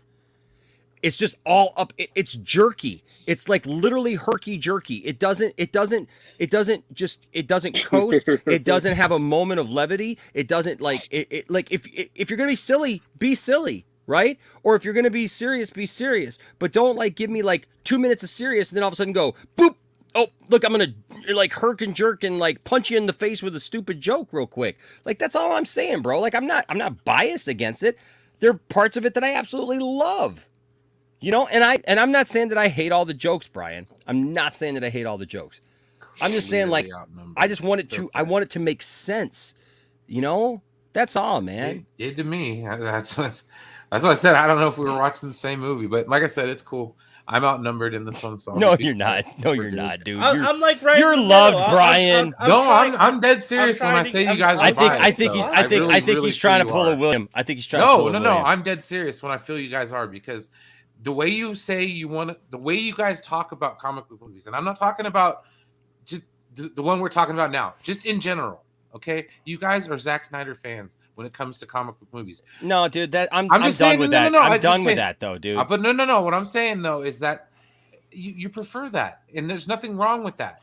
I'm just saying, like, dude, because you're telling me what you're telling of other films. No, or how you look at other films. No, because I love everything, dude. I love Batman and freaking Robin. No, you guys don't. I do. Hate on that movie like it's. No, I joke about the movie because that movie is absolutely ridiculous. But just because it's ridiculous, doesn't mean I hate it, Brian, or that I don't appreciate it. I watch it every time it's on TV, dude. I love Batman Forever, dude. I love that. I love that freaking Fantastic Four, that Roger Corman Fantastic Four movie, dude. Like just because I have an actual opinion about this that I don't agree with this doesn't mean that I'm biased against everything that's silly or cheesy. Can I say that's not a bad thing? Okay, maybe bias is a harsh word. Okay, like it's what you prefer, is it not? What?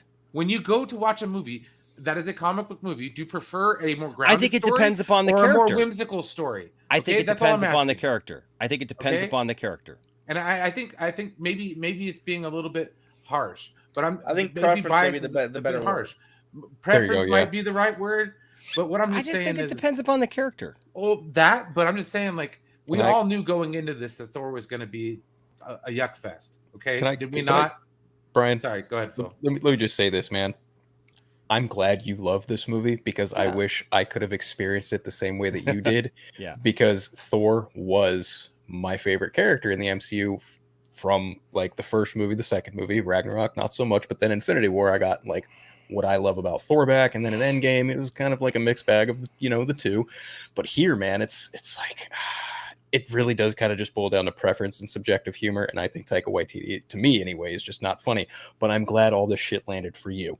And I think you're bringing up a great point in that it's bias, maybe a strong word in a certain sense, right? But at the same time, like, some people want to go see comic book movies just to see these big, goofy, colorful characters be big, goofy, colorful characters.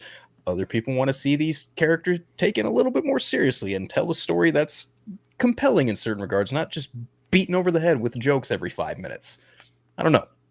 But I'm glad you enjoyed it, and I wish I could have enjoyed it the same way you did. Brian, I'm glad that you enjoyed it, and anybody else who enjoyed it, I'm glad that they enjoyed it as well. I will echo that statement. All I'm saying is Brian, and this isn't towards you, but you said it, so you need to understand where I'm coming from. I'm really getting tired of people telling me that just because I like Zack Snyder stuff, that has somehow broken me for all the silly, goofy stuff in my life, because I love every freaking goofy, silly, dumb, like, comedy thing. Like, and just because it's a superhero movie does not mean that I want every superhero movie to be like this serious, grounded, dark, thing. That's not what I want it to be. I don't want it to be all that. So I kind of reject that sentiment just on that basis, because I know my own heart that I don't want everything to just be the same. I don't want every DC movie to be the same or Marvel movie to be the same. I just think it depends upon the character. And when I was watching this movie, the movie didn't seem to know what it wanted to be for me. Like it literally was just jagged to me. It just felt like there was nothing that really just kind of made sense in the flow of the film. That's all I'm saying. For me, that's what it was. But it's not. But I do reject the notion though that because I like these types of movies over here that I mean, because dude, I've shared it with you. I mean, we've talked about it so many times, man. In the last last few years, like I love the Christopher Reeve movies, right? I love Superman 3. People hate Superman 3 because they think it's goofy and campy. I love Superman 4. I literally just wore a Nuclear Man t-shirt to Comic-Con and got to meet Brian Pillow, who played Nuclear Man, right? And meet the cast of that movie. And because I love that movie, and I feel that movie's got some good stuff. I just met what's her name, who played Batgirl in Batman and Robin. Alicia Silverstone. You met Alicia Silverstone. You met the chick from Clueless. What? I'm so jealous right now. Oh, dude, I hugged her and everything, dude. I hugged her and everything. Yeah, 16-year-old me is so jealous right now. But dude, you know what I mean? So it's like, but I told her to her face, I said, listen, I know you take a bad rap for Batman and Robin, but there's parts of Batman and Robin that I just absolutely love and I think are great. Her and I had like a legitimate talk about that. So I don't think that everything has to be the same. I think that would be boring if everything was the same. If every superhero movie was the same, yeah, that'd be boring. It just I don't know, man. This movie just seemed really, really strange to me in parts. That's all, Brian. And I don't mean to crap on your parade, because I know I love the fact, Brian, that that you seem to be turning over this leaf of like bringing more positivity, because I know that you've been you were upset about things for a while, and I appreciate that about you, man. It's just crap on his parade for wearing that hat. This is brand new. Wow, this is my birthday present. All right, before see, I was going to give William my positive. Oh yeah. Okay. All right. I thought the way they handled the cancer stuff, I thought was really nuanced. I thought that was actually handled very respectfully. I think Chris Hemsworth actually gets to do some like decent acting in this as well. I didn't mind Zeus. I know it's going to be hot take, I guess. I thought it worked. It's a different interpretation. Okay, it's not typical Zeus.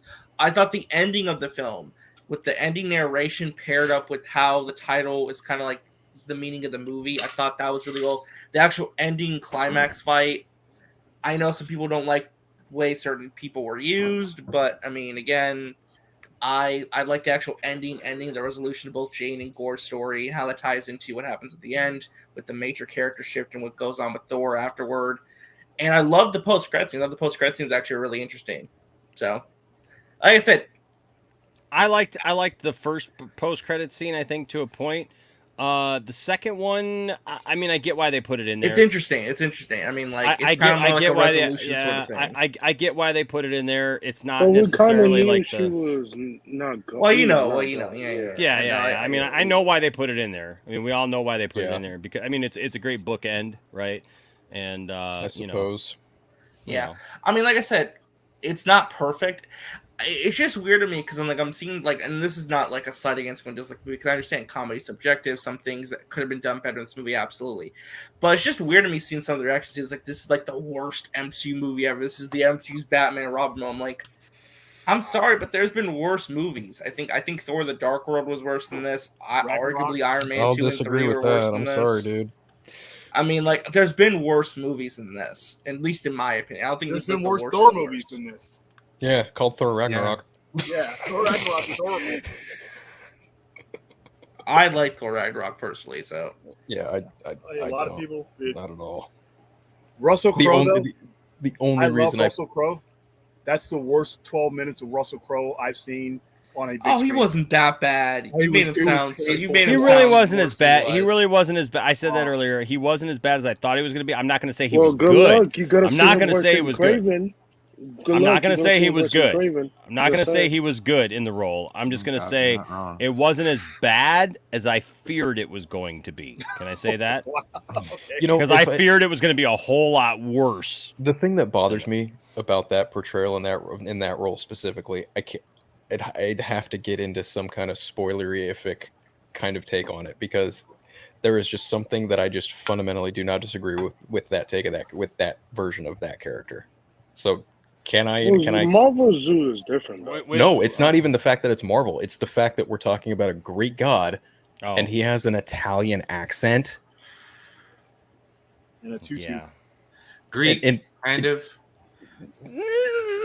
Well, it's meant. Well, the reason why that accent's there is it's meant to kind of be an homage, like those. Oh, I cheesy get why it's Italian there. I just think it's Greek dumb. movies I in think the it's a past. really poor choice. Hilarious. It was stupid. It didn't make any sense. Chill out, baby cakes. Well, that's kind of the thing, right? I mean, again, if you didn't Someone's like not gonna get invited to the orgy. Ragnarok, you probably weren't gonna like this movie. By the way, a surprising amount of times that he mentioned the orgy in a Disney movie. That was hilarious.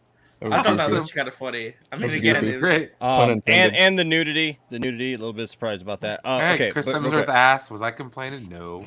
Real quick, Simon Section here with the 999 super chat. Actually, I did mention this, but he asked, "Don't know if you addressed this, but is anyone now concerned for the Star Wars movie being written and directed by Taika Waititi, regardless of his Mando finale?" No. Well, he's not writing it. First off, it's actually the writer. That's a of the good thing, as long as they don't listen. It's There the was writer a of thing, I know. 1917. Look, okay, let me finish my sentence. Okay, though, and here's the thing. This week there was a thing that came out where he talked about director's cuts of movies that a lot of people took to be like a slam against Zack He Snyder. was joking about it. I don't know that that's necessarily a slam against Zack Snyder. There's been people who are like absolutely just like, oh, it's a slam against Zack. Like, I don't know if he means that. I mean, like, listen, if you want to do in the bigger scheme of things that like all, because he said all director's cuts, are that. Personally, though, I don't look at Zack Snyder's Justice League as a director's cut. It was the film. Like, I look at the monstrosity that was 2017's Justice League as being the director's cut, because that was a different version of the film than originally intended. But look, I know that's semantics, right? We go back and forth, but Taika, very interesting that he's like, well, the studios need to have a rein on their directors and like control their directors and stuff. Because I felt like in some aspects somebody should have controlled him on this film. But okay, my concern about Star Wars is this: if Taika is just given free rein to do whatever he wants to do in it, I'm a little concerned because I don't want to see this kind of slapstick humor at all. I like his Mando finale. Yeah, no, his Mando finale was great, and again, I love humor in Star Wars. I am not one of these. You doing that? I am So not. you didn't I am mind not. the Stormtroopers thing where they punched baby. No, Grogu? no, I did not. Okay, No, I did some not. people didn't Nope. like that. Nope, I did not mind that at all. No, and that's what I was just going to point out is that I am not one of these people like the fandom menace who are like complaining about all these things in Star Wars. I have not seen anything so far in any of that as far as the humor that I necessarily disagree with. I think it's funny. I think that stuff is good. But what I saw in Love and Thunder is something completely different. I just don't want to see that kind of color palette. I don't want to see that kind of just like over the top weirdness and jokes. it's still got to make sense within that universe. And unless you're doing something, I don't know what you would do. Go to a planet that's like a bunch of Furbies. I don't know, man. I will say though, the ending of the film, the actual ending, like the line that ends the film and where Thor ends up, I think is really compelling to where I would want to see a sequel. I want to see where that goes. Actually, I think where they leave Thor off, I think is really compelling, personally at least. I like what they're kind of like evolving. Yeah, where are they taking it? And we're not going to get into that right now. But, yeah. But yeah. Hey, what's up, my friend Zentek? Good to see you, my friend. Hey, man, it's been a while, bro. Love you, man. I love that guy. Yeah, no, I mean, where the heck do they take that? I don't know if there is there a comic story that goes along with that? Actually, no. This is something completely new for the MCU. Okay, so now I'm just like, what the heck does that mean, right? You know what I mean? Like, but the serious moments in the film I thought really worked. When the movie got serious, I thought those serious moments worked really well. I mean, some of the emotional beats I thought were really strong. Sure. Some of the ways they handled certain things. Sure, I will say this. Like, it wasn't like the serious moments worked when they need to be serious, I guess. Yeah, the serious moments were great. I will say this though, he straight up has Lone Star's Winnebago at the end. Straight up. They didn't even try to hide it. That's the shit. Didn't try to hide what? Sorry, I stepped out for a minute.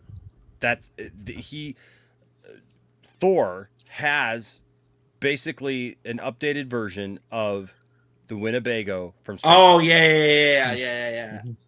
It looked very similar, yeah. I thought that was kind of maybe that was a purposeful homage, I don't know, but it looked kind of cool. I don't know that it looks kind of cool. I was like, what? Why do you have a Winnebago? Why do you have a motorhome ship?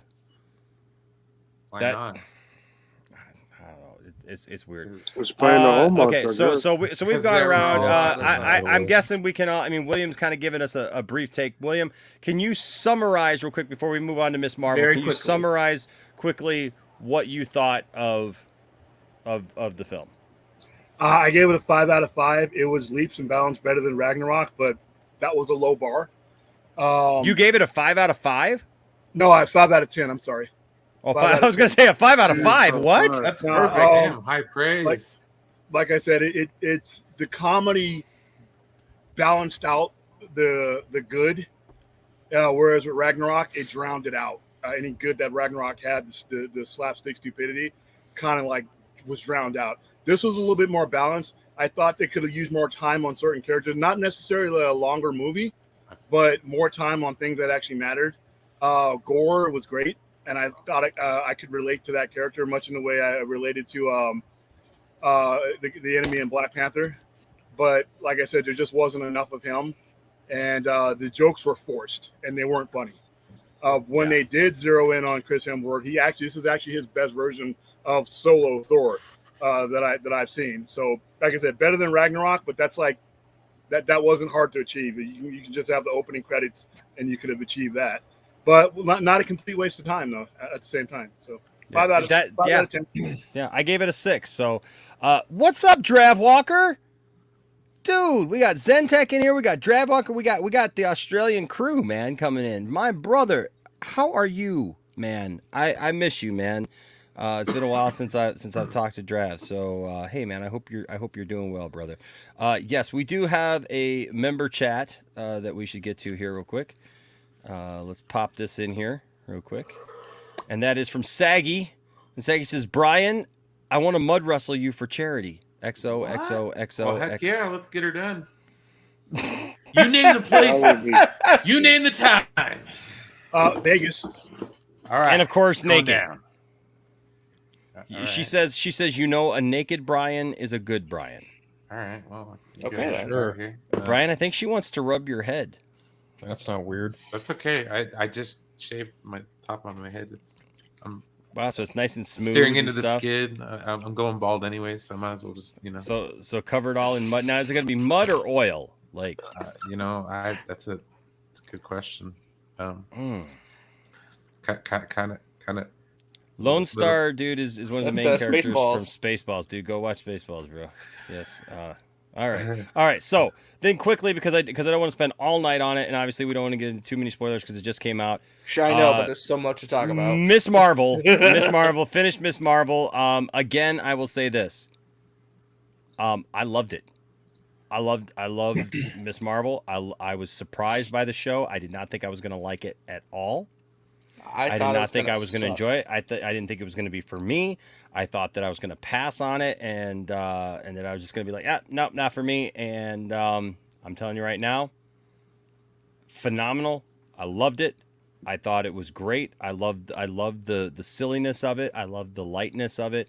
And then it did deal with some serious stuff, but it took those things seriously when it needed to.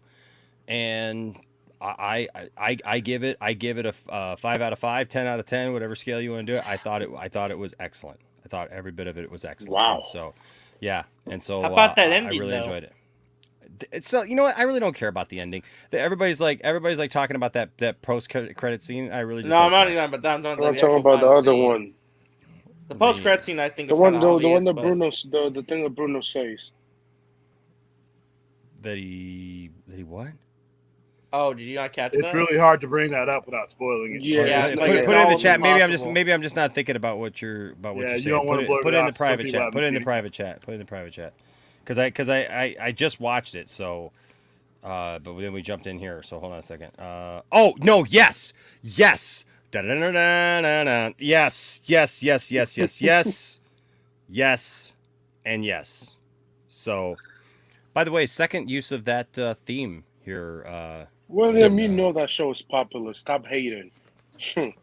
Oh, William probably got triggered. He's like, stop acknowledging the cartoon. No, it's a cartoon. They took my gerb. Are you talking about my only entry into Marvel as a kid? Yes, sir. The thing that made that particular franchise iconic in the mainstream public and is rich with nostalgia pandering. Excuse me? What?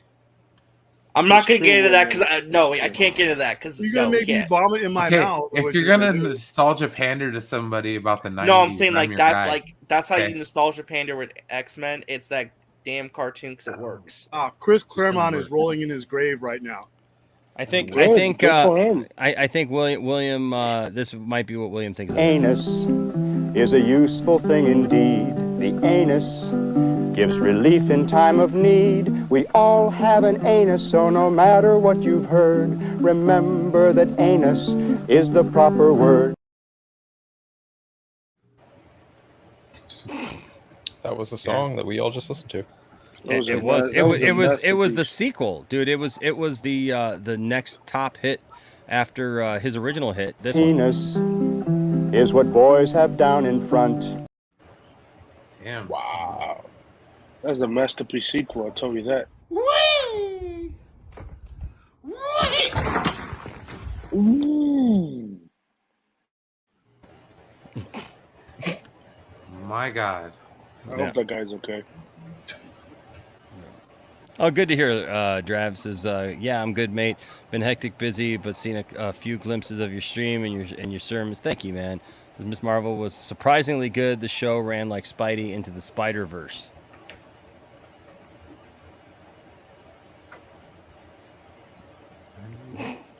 You don't know that, Vince. You don't know that, Vince. Just saying. All right. So anyone else want to chime in on Miss Marvel? Because I thought it was great. Oh no, I loved it. Like I said, I was so wrong about the show. I thought it was gonna suck. I was like, oh my god, why are they making all these changes? Oh god, this doesn't seem right. This seems weird. Oh yeah, god, I what remember. are you doing? I remember when you made a video regarding her power set. I did actually. I Yeah, I did. remember that. I did actually. I did. I was like, I don't know about this. Like, I'm just like, I don't know. I ended up walking away thinking like this is probably their best show since WandaVision and Loki. It might even be in the top consideration for their best show since WandaVision overall. I think it's like at least in the top 3 for sure. Oh, for sure. Yeah. The other thing too is that I love like some of the changes they made in the last episode, like in regards to how she gets her superhero name. I thought that was so sweet, That and I was think it's actually pretty better well than the written, yeah. comics. Actually, how she gets her name of Miss Marvel. How'd she get it in love the that. comics? She literally just copied basically Carol Danvers. See, that's what I thought. There's no emotional. There's no emotion. Because remember how she gets the name because of the emotional thing with like her dad. There's Yeah. nothing like that. There's nothing like that. Yeah, see, I figured that somebody was just going to basically be like, oh, look, she's just like, Captain Marvel, but, No. she's younger. She's like Miss Marvel, Like No, that. they didn't do that, which I loved. I actually thought the way she got her name was better than the comics, actually. And again, like, my only complaint with the show is I think episodes 4 and 5 weren't nearly as good as the first 3, and I think the villains of the show were kind of weak and kind of meh. But everything else is amazing. Everything else is amazing. I really love this show. I cannot believe I'm saying this either. I'm actually so excited for the Marvels movie now. I'm like, what? I actually am, because I want to see more Kamala. I want to see where they take her, especially. Like, I'm really interested to see what they do with that. Because I'm more interested for that her. movie Yeah, is interesting.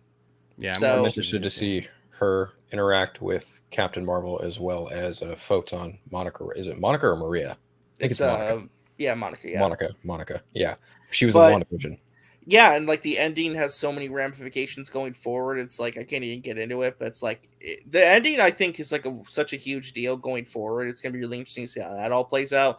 I think that's interesting. The show is coming out like a week before Comic-Con. Just saying. I think that was totally intentional. Yeah, I think it's intentional too. 100% intentional. All right. Next, who wants to go next? Brian, what did you think of Miss Marvel? Once again, they did not disappoint. I didn't know much about the character going in, so it was just nice to absorb myself in it. I really got emotional there for a hot minute. My heart goes out to you, Bruno. You stay strong, my guy. You know, you'll find love. Bruno, man. You'll find love. I felt so bad for Bruno. I've been Bruno many times in my life, so let me tell you. Just that movie or that show had a lot of heart, man. It really made you feel it, especially at that last episode where you felt the community gather around. Oh, I love that so much. That reminded me of the Miles Morales game. Yeah, I love that stuff so much. And then with where she's sitting there with her father on top of their porch, explaining to her, it's like she's like, my name is Carol freaking Danvers. I was like, oh, dude, that's fucking awesome, man. Like. That warmed the heart, man. I don't care what anybody has to say. Like that part, like I got emotional watching that last episode. I'm not gonna lie. It was really, really good. There was really good emotional beats too. I mean, like even the stuff with Kamran, I was like, I didn't know how that was gonna work. Like I said, the only thing I didn't like was the villains, but even the villain stuff, I'm just like, I don't really care. It's whatever. Honestly, I kind of look at it like a Star Trek episode, or like Star Trek. Like the villains were there just to serve her. Really. Well, they weren't really like a villain per se. It was more like a threat. I didn't even look at it. Like maybe like one person might have been a quote unquote villain, but I don't think it was a villain. Well, let me just say the antagonist. I thought was kind of exactly. Yeah. I mean, I think, but there was redemption there, so that was good. Yeah. I think the show's biggest juggle in terms of like a flaw, I would probably say, would be like figuring out who the true antagonist was, because it felt like they were really going back and forth between like clandestines and damage control, right? And it's like that didn't really balance out the way they thought it did, but I think it served what they propelled Kamala to do throughout the entirety of the first season. Which makes sense though, because in a lot of superhero origin films, the villain's always the weakest part. It's all about building up the supporting cast and the hero, not actually the villain. So right. It's kind of just one of those trends. I get it, Yeah, definitely. I mean, I was really surprised by it. I mean, I went into it with, mild expectations. I didn't have like, it's not something I wasn't per se looking forward to, but I wasn't exactly like going to outright call terrible, because I had no idea. I've never read a Miss Marvel comic in my life, and seeing the show, let it play out, just kind of go in with no expectations whatsoever. I came out of it pretty pleased, really more surprised than anything. They had a lot of strong character work. I thought the culture around, the Islamic and Pakistani, like that whole world, something I'm not too familiar with, like bringing all of that to light in the there's a lot of stuff I didn't know about. I kind of was vaguely aware of what partition was, but getting like a deep dive in like different aspects of the cultural stuff too, I thought it was really interesting as well. I mean, like I can't relate to a lot of that stuff because I don't experience that. But I thought the way it was represented, I felt like was really interesting. I think it was also educational in a good way. Yeah, I can't disagree at all. Like at all. I was actually pleasantly surprised. As a matter of fact, like the way they did her powers and how she was like kind of able to jump back in time to partition. She's the one who actually wound up like saving her grandmother. Like that was wild, but that was also really cool. I really enjoyed it. Simon, we'll see. I want to give She-Hulk the We'll benefit see, of the who doubt. knows? I want to see, but right now, Miss Marvel, man, it's doing really well. I think She-Hulk's going to surprise a lot of people. I think Actually, so, too. they did like a SFX magazine article. They showed like a new image of She-Hulk. The CGI and the detailing looks so much better. It looks amazing, actually. Yeah. And I think it's going to be like a slice of life comedy lawyer show too. Yeah. So William, how bad did you hate Miss Marvel? I didn't have any expectations. They're on a roll with their character development when it comes to these series. Other than WandaVision, there really hasn't been a series and Hawkeye. And I didn't hate Hawkeye. I just didn't. It just wasn't wasn't anything spectacular. But they've done a good job with character development. The villains in the situation was sort of weak, but I really wasn't focused on that. It does intrigue me a little bit more about the Marvels, which I had zero interest in the Marvels. That's what I'm saying. Like, I'm actually looking forward to that movie now. Like, I'm like, Yeah. okay, where are we going with this? On a scale, on a scale of 1 to 10, where I was at 0 for the Marvels, I'm about at 3 or 4, and that could improve as the movie comes in. So, I would put it behind Falcon and Winter Soldier, Loki. I would put it right under those as far as quality goes, as far as overall story though. But like I said, I actually enjoyed it much better than Falcon and Winter Soldier. I definitely enjoyed it better than Hawkeye. I am still one of the people who really enjoyed WandaVision, and I will defend that. I loved WandaVision. I love Loki. Loki is to me the gold standard of all these shows so far. Yeah, for me it's Loki and WandaVision. They're the cream of the crop. Yeah. For me it's Loki and WandaVision. Hawkeye is at the bottom of that. But that's we all have different. She-Hulk, the actress that's playing that role, may be one of the best actors that they have in this entire MCU franchise. Don't sleep on that actor. This is an Emmy Award. Maslany's really talented. Is one of the best actors of her generation, and if she's allowed to drive this and be what she was to Orphan Black, this She-Hulk could be one of their best things that they've ever put out. So I know a lot of people and the trailers don't listen. Just for me, the trailers for Miss Marvel, I thought they sucked and didn't do the show. Yeah, I don't like. Yeah, I agree. Right? The marketing for the show didn't do the show justice, in my opinion, personally. Yeah, and then same thing with She-Hulk.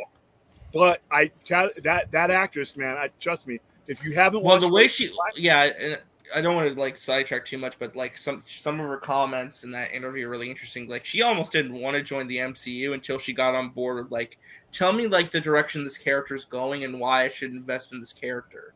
Tell me why this character should She really cared about the character work, which I think speaks to what William's talking about in terms of what she cares about, what she's passionate about when it comes to her performances. That's a good actor request. She wants to get into the character and be okay, if I'm playing She-Hulk, what's the angle here, and why should I be invested? Why should the audience invest in this character?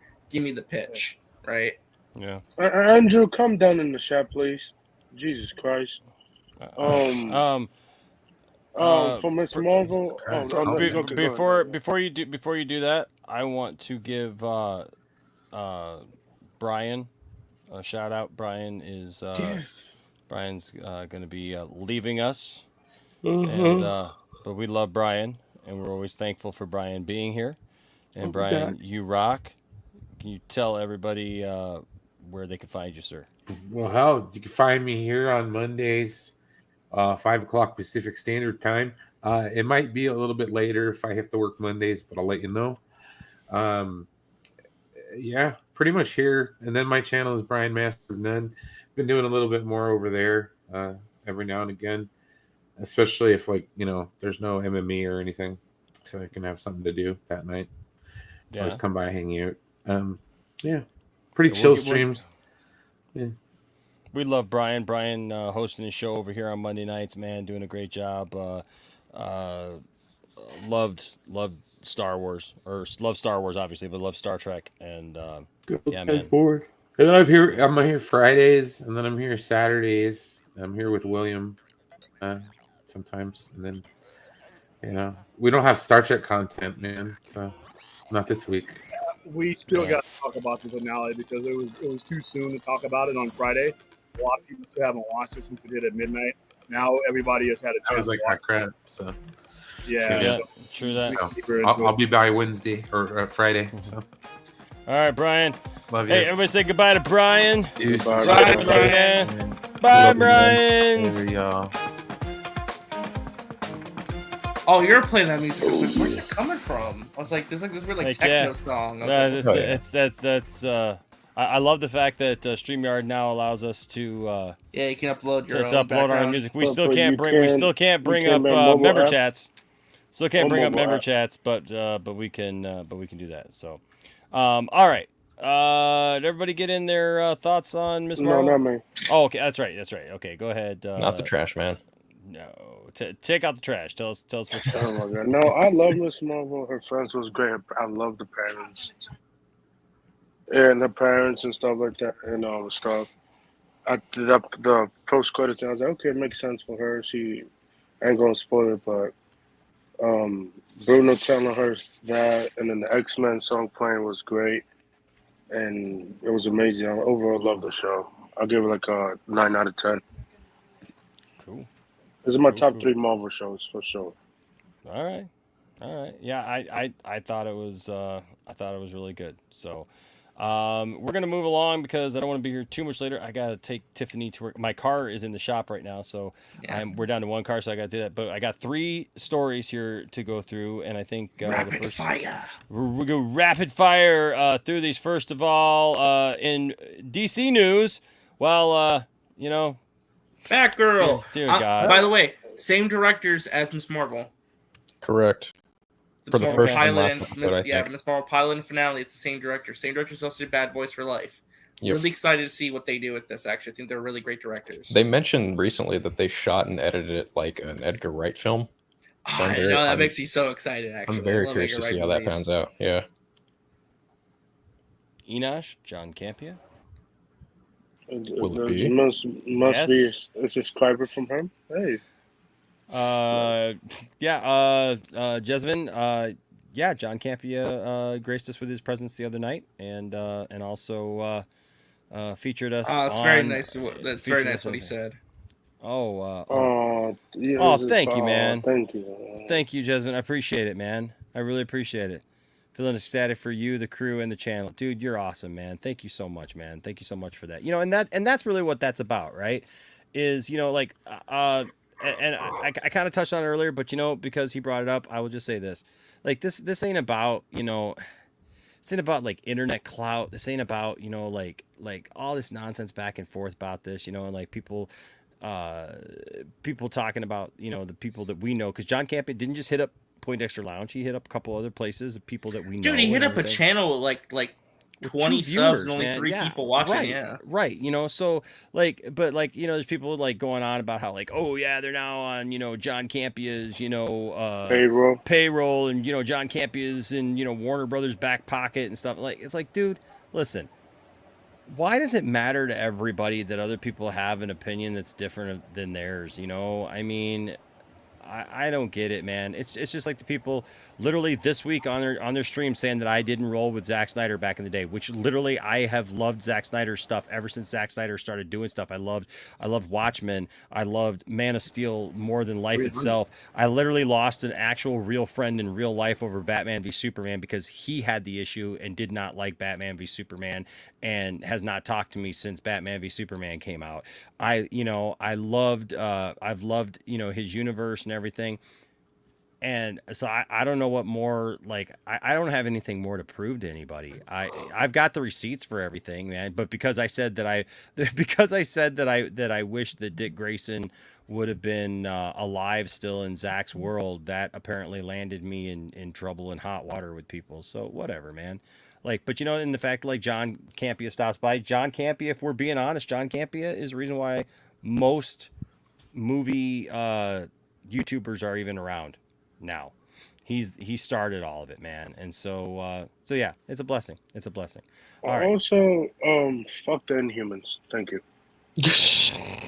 Okay. Okay, Kevin Feige. All right. Sure. Now for Batgirl. Yeah. All right. Now to That Batgirl. Michael Okay. Keaton picture looks weird. So, well, it's just a picture from the movie. Page 9, yeah. So I'm confused, like, because I heard it got like a UK release date but I didn't hear about it getting delayed. Yeah, so here we go. This is from the direct. The DC Extended Universe is set to move forward with countless new heroes. Sure, blah, blah, blah. Leadership of Ms. Marvel directors. Grace will bring the franchise's take on Barbara Gordon to the expanding DC universe, although there are still plenty of questions ahead of its debut. Due to the much publicized merger between Warner Brothers and Discovery, the DCEU has been in a major state of flux with regard to the franchise's upcoming releases, especially pertaining to the streaming theatrical debate.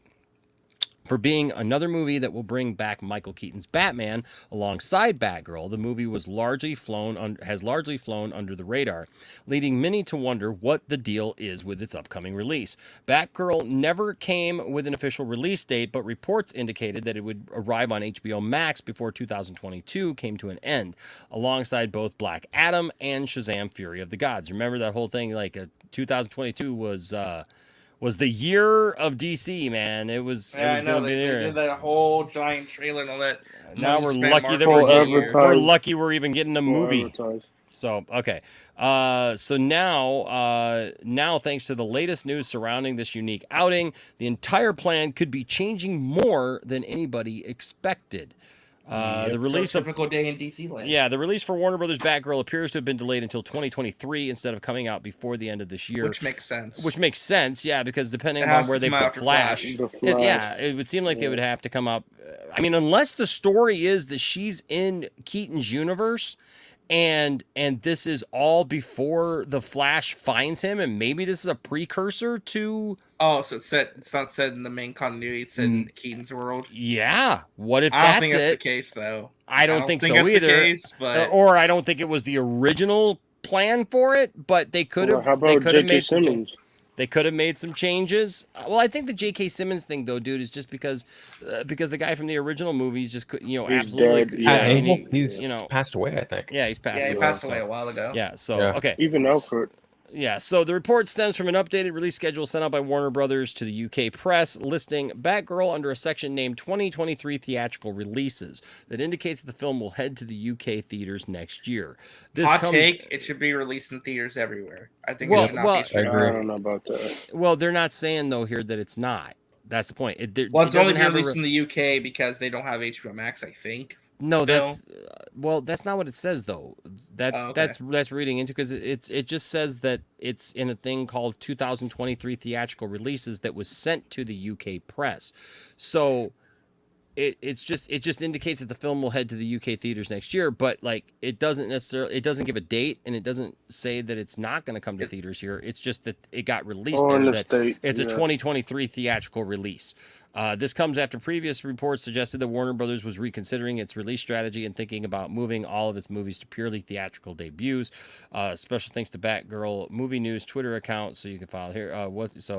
To put it simply, it's clear that Warner Brothers has some obstacles to work through when it comes to the future of DCU on the big screen. Batgirl was a unique situation. Looking at the move more closely, this could be a move largely due to the fact that HBO Max isn't available in many countries. It's possible a theatrical release would mean that fans outside the United States and other major hubs could watch the film at the same time as the rest of the fans, not to mention it would bring WB some extra box office revenue as well. Of course, it's equally possible Batgirl will remain an HBO Max exclusive in the United States while being released in theaters. So that is possible, RJ. But that's just not what it says. You know what I mean? There's all it's just that there's no clear answer. All we know is that they're saying next year. That's every day with DC, dude. That's every day with DC. There's no clear answer. Shot in the dark. I think personally, the movie will come out Christmas 2023 because it's set during Christmas. I think it'd be a great Christmas movie, either theatrically or on streaming. I think releasing it during the holidays would make a lot of sense. I mean, they have done Christmas movies in the summertime too. Yeah, they have. There's a precedent for that. And Shazam. Right, exactly. Well, that was also late spring in April when it first debuted. Yeah. Right. And now the second one's coming out in Christmas time, funny enough. But it's a summer movie. Right, exactly. And this movie, I think, could potentially hit, since The Flash hits June 23rd, 2023. I could definitely hoping it doesn't get delayed again. Exactly, which I doubt it will. But I think that this movie could come out July, maybe August. No, they can't do August because that's Blue Beetle. They could do July. But would they do the movies back to back like that in sequential months? They like to space out the releases enough, though. That's why I think the Christmas release date would make sense, because you let Blue Beetle get the shine in August, and then you have Batgirl continuing where Flash leaves off for Christmas. Yeah, they could and also that'll probably be when Flash has its home video release too. So you they can could kinda, like, probably tie into also that. spend a lot more time on their VFX and pay the people what they're worth to actually finish it up and not make it look like trash. For any of these release dates to mean anything, there needs to be a plan of establishment. What universes are what, who's in what. Otherwise, it just really doesn't matter in what sequence what is released in, as far as that goes, until you've established some type of framework. You know, them delaying this is cool to me, as far as I'm concerned, because it allows them to fit what they currently have into whatever they're currently planning and make it make Well, sense. it makes sense too. You release it when it makes the most amount of sense, to where it's going to fit perfectly onto your plans, but also where it financially would make sense to release it to where it has the maximum chance of success. And like I said, Blue Beetle, who cares about Blue Beetle? Because I don't know where Blue Beetle is going to be. I give a fuck about Blue Beetle, thank you. No, but I'm talking about in the context of like when it releases, making the type of Ladies and gentlemen, Phil. Dude, I'm gonna take a snapshot of you. I'm gonna cartoonize it. I'm gonna put it on a T-shirt, and it's just gonna say, "Phil, I give an F." Like, then it's gonna have it's gonna have the F, but then it's gonna have like a hashtag and like a $sign and like an exclamation point. It's gonna be like, Phil. I can give a fuck. Yeah, but on that like note, I said though, I am looking forward to. I'm also gonna take a picture of this and be like, "Yeah, I saw my shadow today." Oh my god! 14 more weeks of winter. That's funny. I love messing with it. I am more excited for Batgirl now, though, knowing what the directors are capable of with the superhero genre, thanks to Ms. Marvel. Yeah, I do think Batgirl's going to be like a really solid movie. Everything about it sounds awesome to me. I mean, I love the Batgirl Year One comic book. I like Firefly. I like Killer Moth. Curious to see how it's going to fit in with Michael Keaton too. So we'll see. 85-year-old Batman. No, make your universe make sense so that you should have a broken neck. Where do all these things fit and don't fit? What is your outside universe and what is your shared universe? What is what? It's really hard to speculate why they're delaying or what the effects of them delaying will be until you actually know what leads to what. I mean, Blue Beetle could be an epic depending on. I'm so excited for Blue Beetle. I'm so excited for the movie. Yeah, Blue Beetle looks awesome. But there's once again, just it being a great movie may not be enough for some of these movies to make money. It needs to be surrounded by a solid plan and also just like direction. I understand. It's just because I'm telling you, man, people love to stand up on the pedal and say, let's do standalone, just let's make great movies, and I'm like, yeah, when it's not your money and it's just your $10 or $15 or $20 or people like connected stuff, and they like when you have a plan they can follow. They like that's like the roadmaps. Comic book storytelling way. It's been that way for 80 years. Let's not break it if it's not broken. Let's not break it. It makes sense. That should be a T-shirt too. Let's not break it. Let's not break. That should be the T-shirt. I also like just that in text. Let's not break it. This would make a great T-shirt as well. Hi, fellas. Hi, Dirk. Guess what? I've started swearing. Genius. Some of this stuff just pushes us that way, man. I'm telling you. Batgirl being delayed makes sense. So yeah. All right. Well. Yeah. So whenever it comes out, it's gonna come out. I don't know, man. I just. Next year, maybe next year will be DC's year. It's like this year is supposed to be DC's year. Maybe it's next year. Next year? No, think about it. Next year. Next year they have 4 movies coming out. That's the most they've ever had in a single year.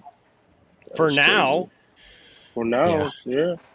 For now, he said. Breaking news: Blue Beetle get delayed into 2024. I want to see some more DC television shows too. To be honest with you.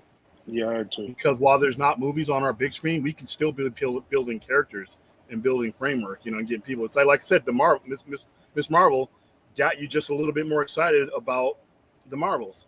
That's a good game plan. Yeah, actually, I think Miss Marvel did one of the great things that I was hoping more of these shows would do. Like, it's a great standalone story, but it also builds excitement for the future in ways that I think some other shows didn't. Like now I'm actually intrigued where things go from here. which is a great thing. Well, it's So, like that. It's like that new Spider-Man movie, man, that they got coming out. I mean, it's just, it's intense. It's intense. Into the guys, Spider-Verse? you guys, no, yeah, you guys seen the trailer for that, right? What? The clip that got Yeah. released. The No, I Spider-Man's didn't- no, I didn't like see it. yeah, like Spider-Man's battling. It almost looks like he's battling like a symbiote, because like it's something kind of elastic. Like, well, here I'll show you.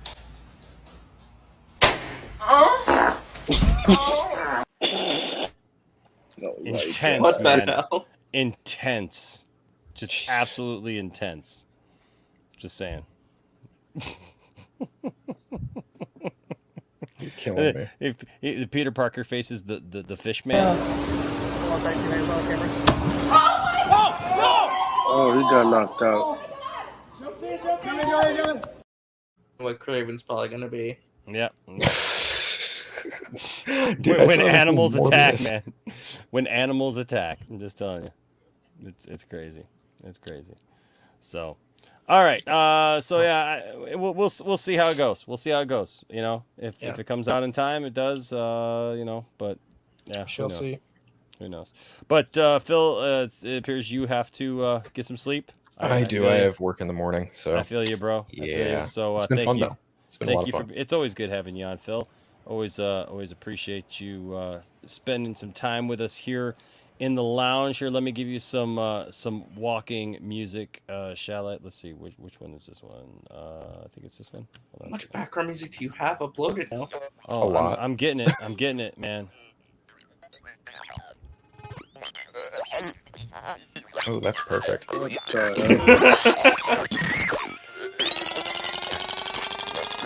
Everybody, go check out Phil over at the Four Nerds Network. You got your own channel, Phil? No, I've been thinking about a lot of hate. Yeah. Yeah, probably. I hear Yeah, you, no. Phil. But yeah, you can check him out over there at the Four Nerds Network. There with good old Dawson, Nicotina, Nicotina. Anthony, Mr. Zeberfett, you know, Four Nerds crew. We should be having a show tomorrow. Matter of fact, we're doing a giveaway. Free copy of Spider-Man No Way Home. Tell those guys I nice. want to do it. Tell those guys I want to do a reunion show. It's been yeah. way too long. It's been way too long since me, Nicotina, Dawson, and Zeverfett have been on a stream together. It's just been way too long. And It's time for the reunion tour. it is, man. This is now the summer of peace and love. So Well, as always, it's a blast catching up with all of you guys. So, absolutely, you guys bro. have a All good right, night man. tonight. All right, see you. All right, have a good night, Phil. Yeah. Say good night to Phil, everybody. Good night, Phil. And then he's gone. I don't All right. understand StreamYard. So you cannot make a mobile app. You cannot make a membership show up. That is just crazy. But they can Right. let you add your own custom music. Exactly. And he makes a ton of money. That's crazy. Hey, by the way, everybody, there are 58 people watching right now. Please hit that like button. Just demolish the like button. If you're here watching, come on, check it out, man. Like hit that like button. It's right there. You're watching the show anyways, right? I mean, you know, just hit that like button. Maybe you're watching on your TV. I get it, but you know, if you're watching on your TV, hey, I hope that everything looks good for you, especially with my new internet troubles that I've had and everything, getting all that fixed. But You guys got Cox. no, I don't have Cox. You're lucky. I've got Comcast, Xfinity, and I had to have 2 trucks out here the other day just for them to tell me that they couldn't fix it because the electrical was running back up into my cable. They said it was a grounding problem, and then the power company came out and could not replicate what they said it was. The power company fixed some things and seems to be running okay, but Comcast gave me like their brand new router, and they failed to tell me that electronics have not caught up with their new router yet. So they have a router for the future. So they gave me that router, and like none of my boys' gaming PCs would even connect to it. So Landon couldn't play games, Logan couldn't play games, because all of a sudden, I mean, the stupid Google Puck in my bedroom that like we turn the lights on and off would not connect with the router. Like it was just and then so they gave me the old router back, and you know, and that's where we are with that. So Let's see. A couple of things here, and then we got to bring somebody in here. Yes, please hit that like button. Do it now. Do it now.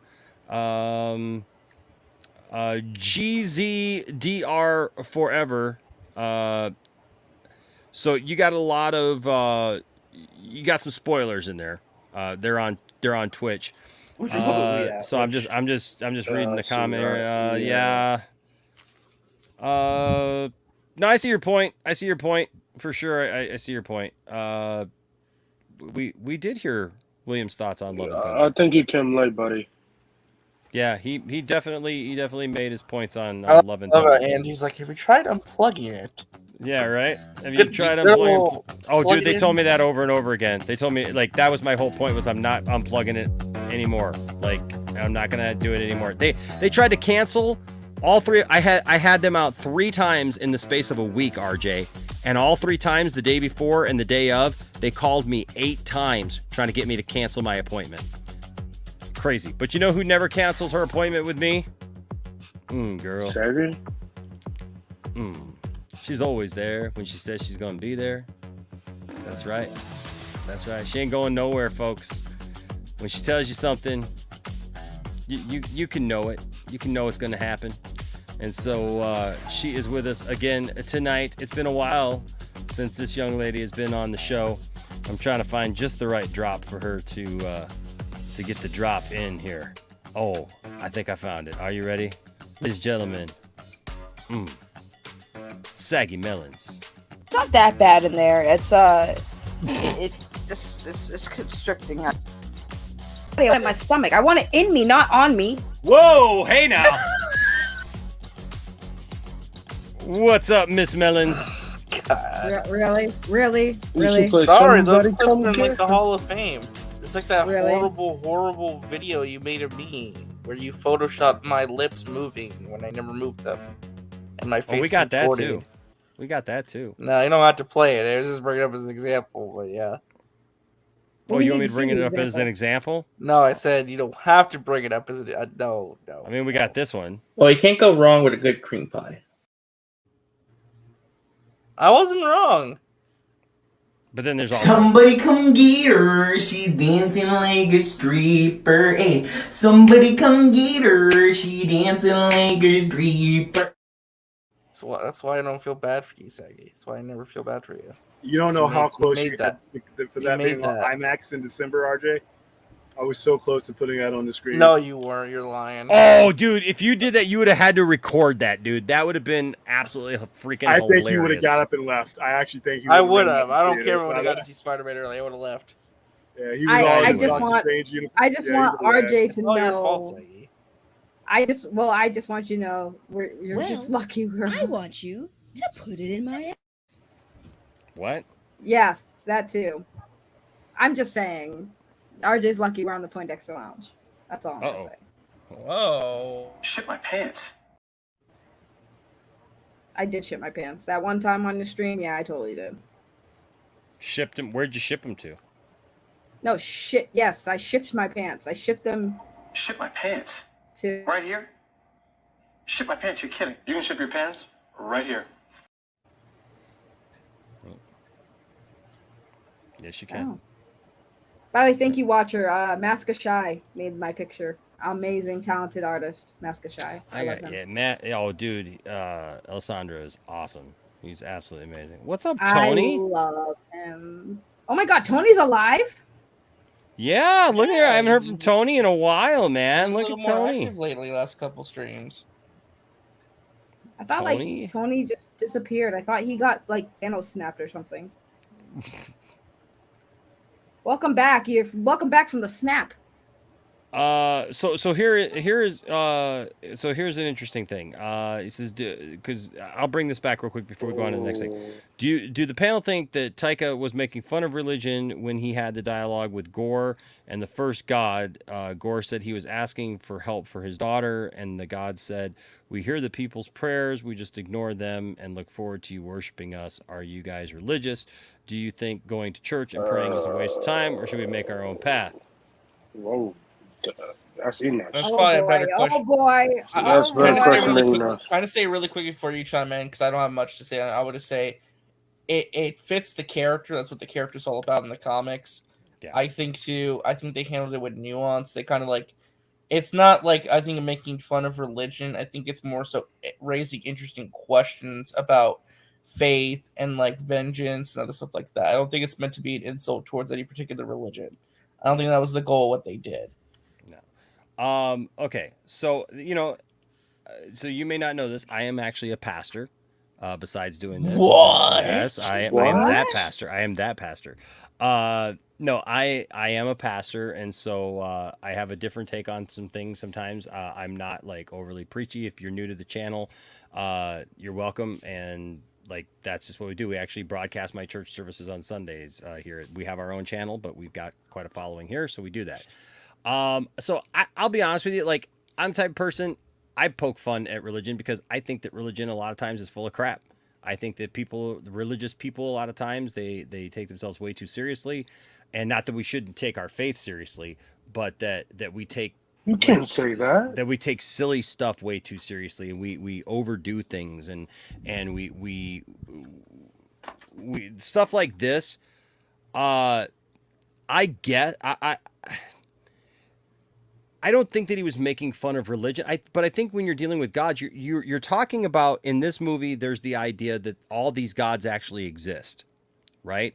And one of the issues with this is that they're trying to make the point that in this world, the gods, because they're not the one god. Now you notice, like even in the Marvel world, and you can tell me, like there's the what is it called in the DC world? What is he called? The Presence, right?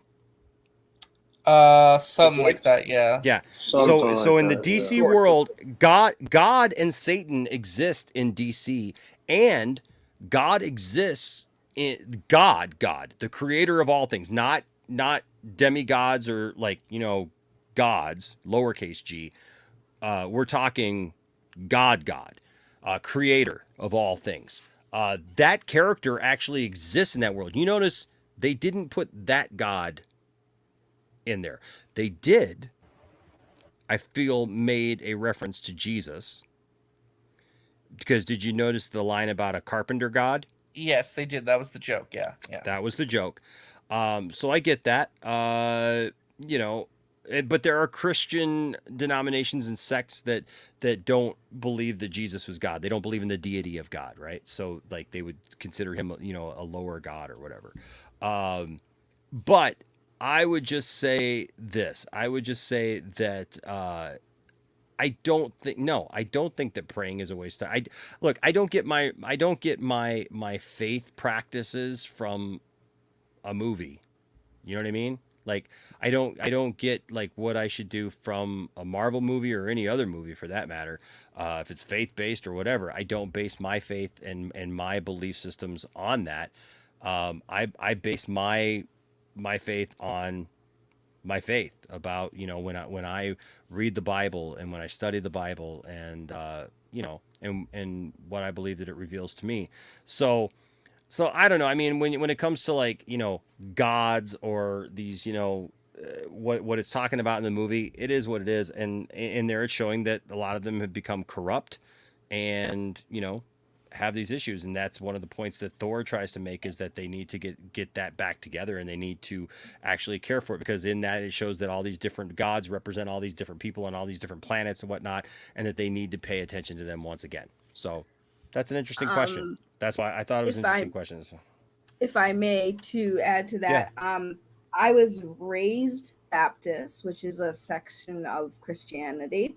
And growing up, I had to figure out like what my religion was. So I've dipped my toes into stuff like looking into other religions, Judaism, Catholic, all the religions that exist that we are aware of.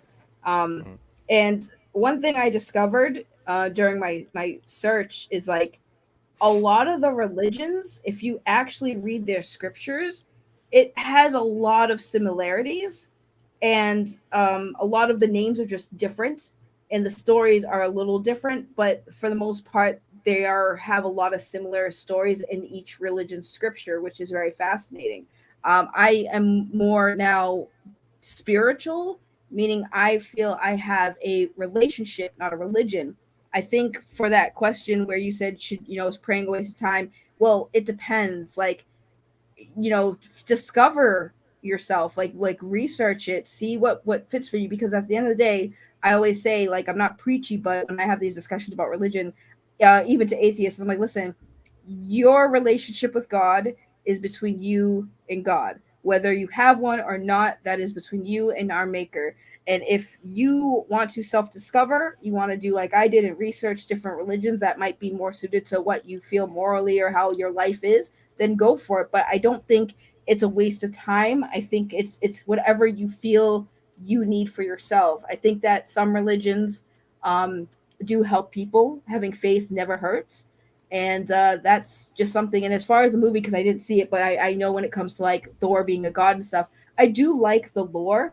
I've always been fascinated with, like Greek mythology, Norse gods, things like that. They've always had very interesting stories.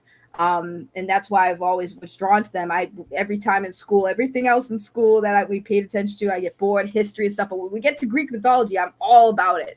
So, I mean, I guess the best way to answer that from somebody who's not like religious but spiritual is like figure it out, and do research and find out what's best for you and what suits you. And if you don't find anything and you want to be an atheist, that's fine too. Like I said, your relationship with God is between you and your maker, whether it is or not. And again, like I to me, a Marvel movie is not going to decide that for me.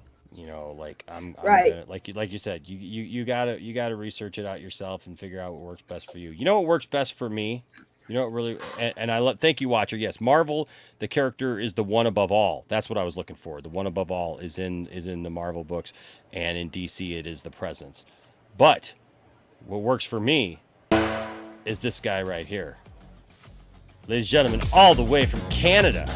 Ooh, the music popped in really loud there. All the way from Canada. Don't be alarmed when I bring him in, because it's not Ray Liotta come back again. Ooh. 5 o'clock somewhere in the world. That's right. It's 5 o'clock somewhere. Time to get a little drinky poo on. Ladies and gentlemen, it's Tony, the drunk Canadian. Although, I gotta say, like, we gave him that moniker, but it's been like almost a year since Tony's like gotten crazy here on the stream. But hey, we love this guy. I owe him like 3 sweatshirts or something, so I gotta get those sweatshirts to him. Ladies and gentlemen, Tony. What's up, Tony?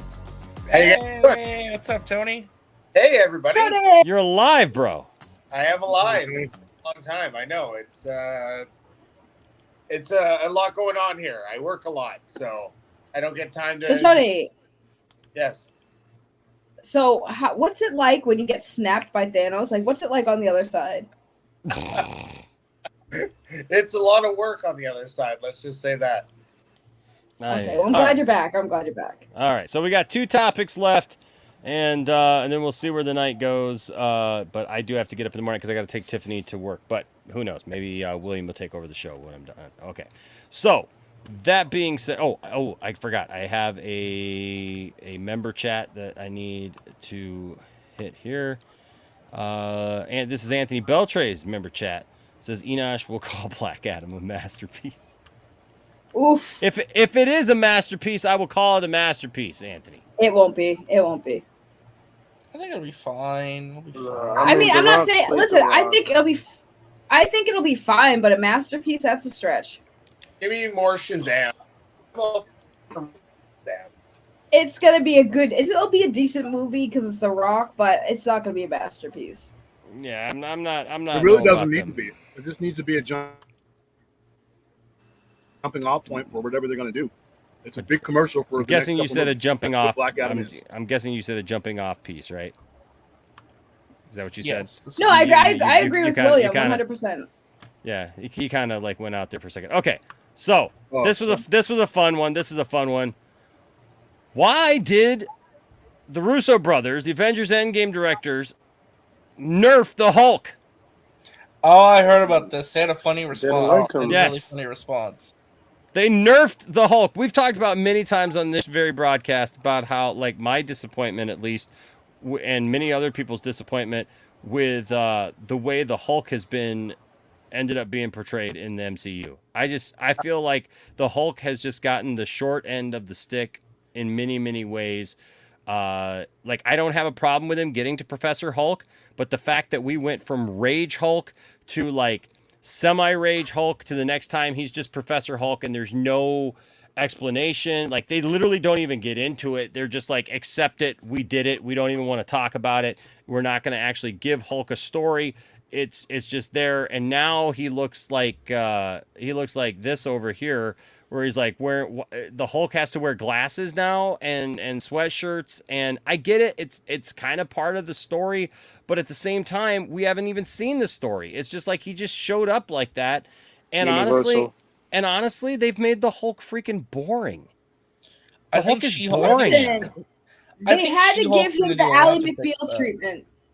Yeah, they had to give him the Ally McBeal treatment. That's She-Hulk. I don't like But that's why they What do is it. what's She-Hulk? What's She-Hulk? No, She-Hulk is Ally McBeal. That's the joke.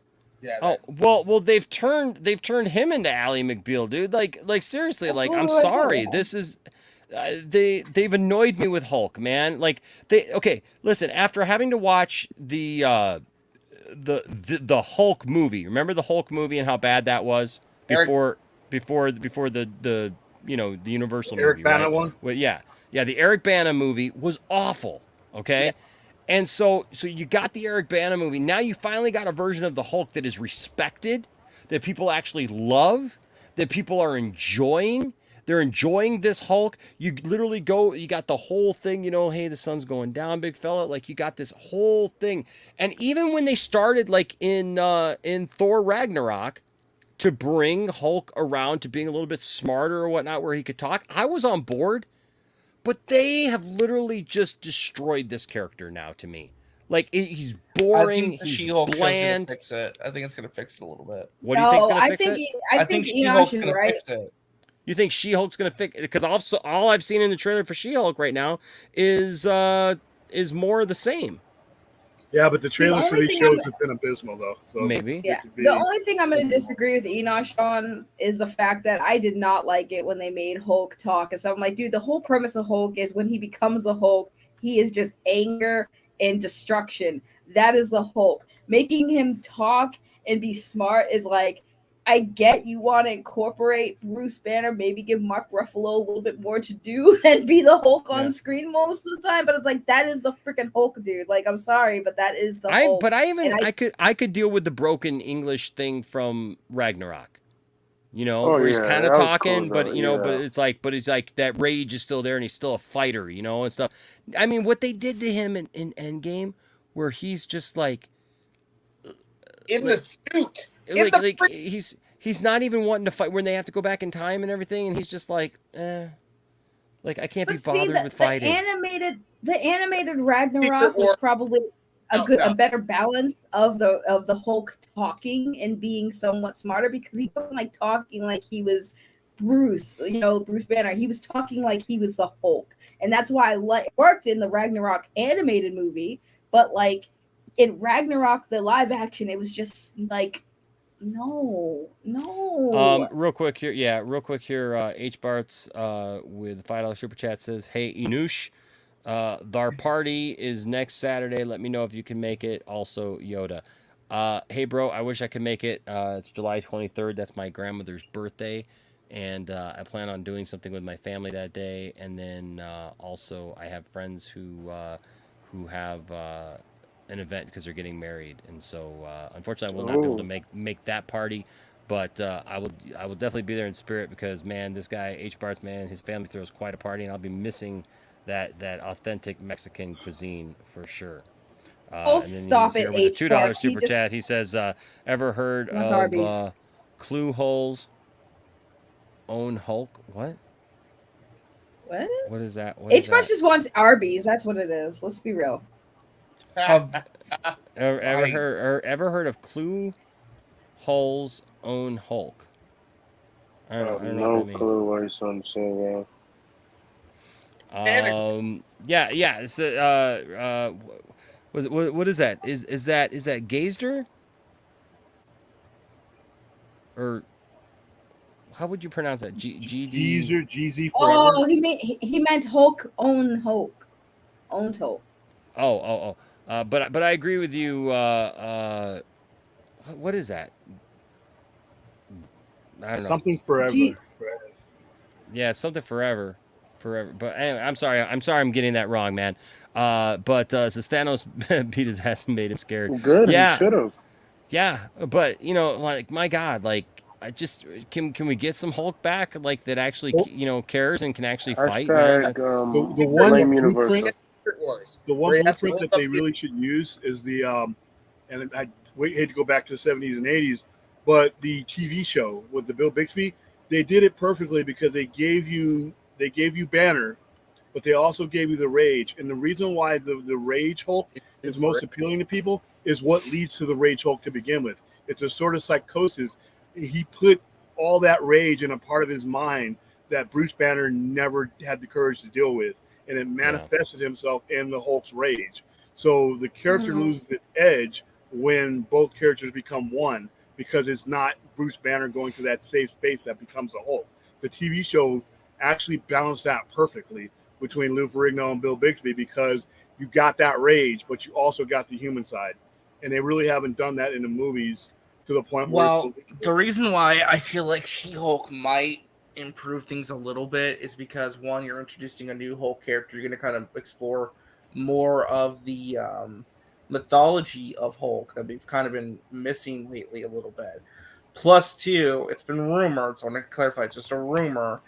The rumor is they're going to do some So kind did I, of... Anthony. I thought that's where he's going to. They just need to paint some guy green and I'll do it. Well, the rumor right now, like I said, they're going to explore more of Hulk's mythology, kind of introduce more Hulk characters. You're going to get Abomination back in the mix in She-Hulk. Bring in the Red Hulk. The rumor going around is that the She-Hulk show is going to set up the MCU's unique take on World War Hulk.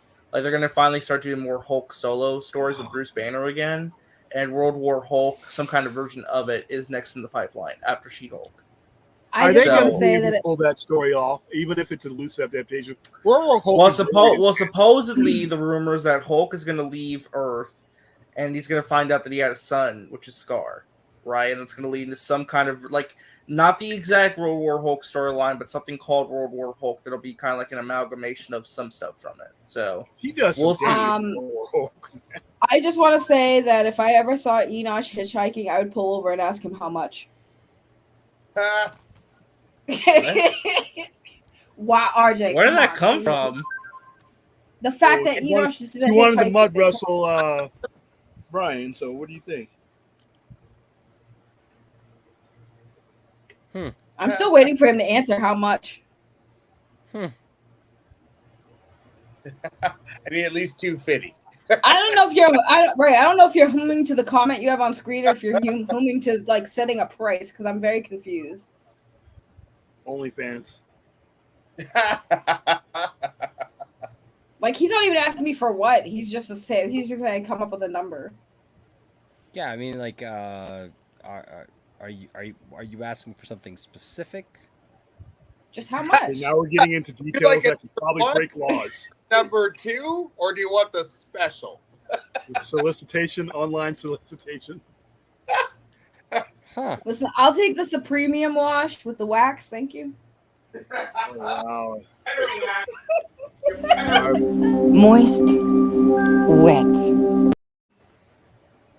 That too.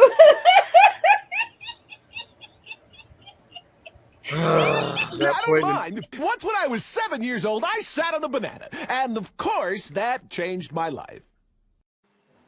Wait, what? That was a real line? Yes, it was a real line. Yes. Oh my god, I gotta go back and watch these cartoons, bro. Are you still figuring out Prince? I'm still trying to think. Like, I mean, like, you want the whole shebang? Wow. Yeah, and the wax.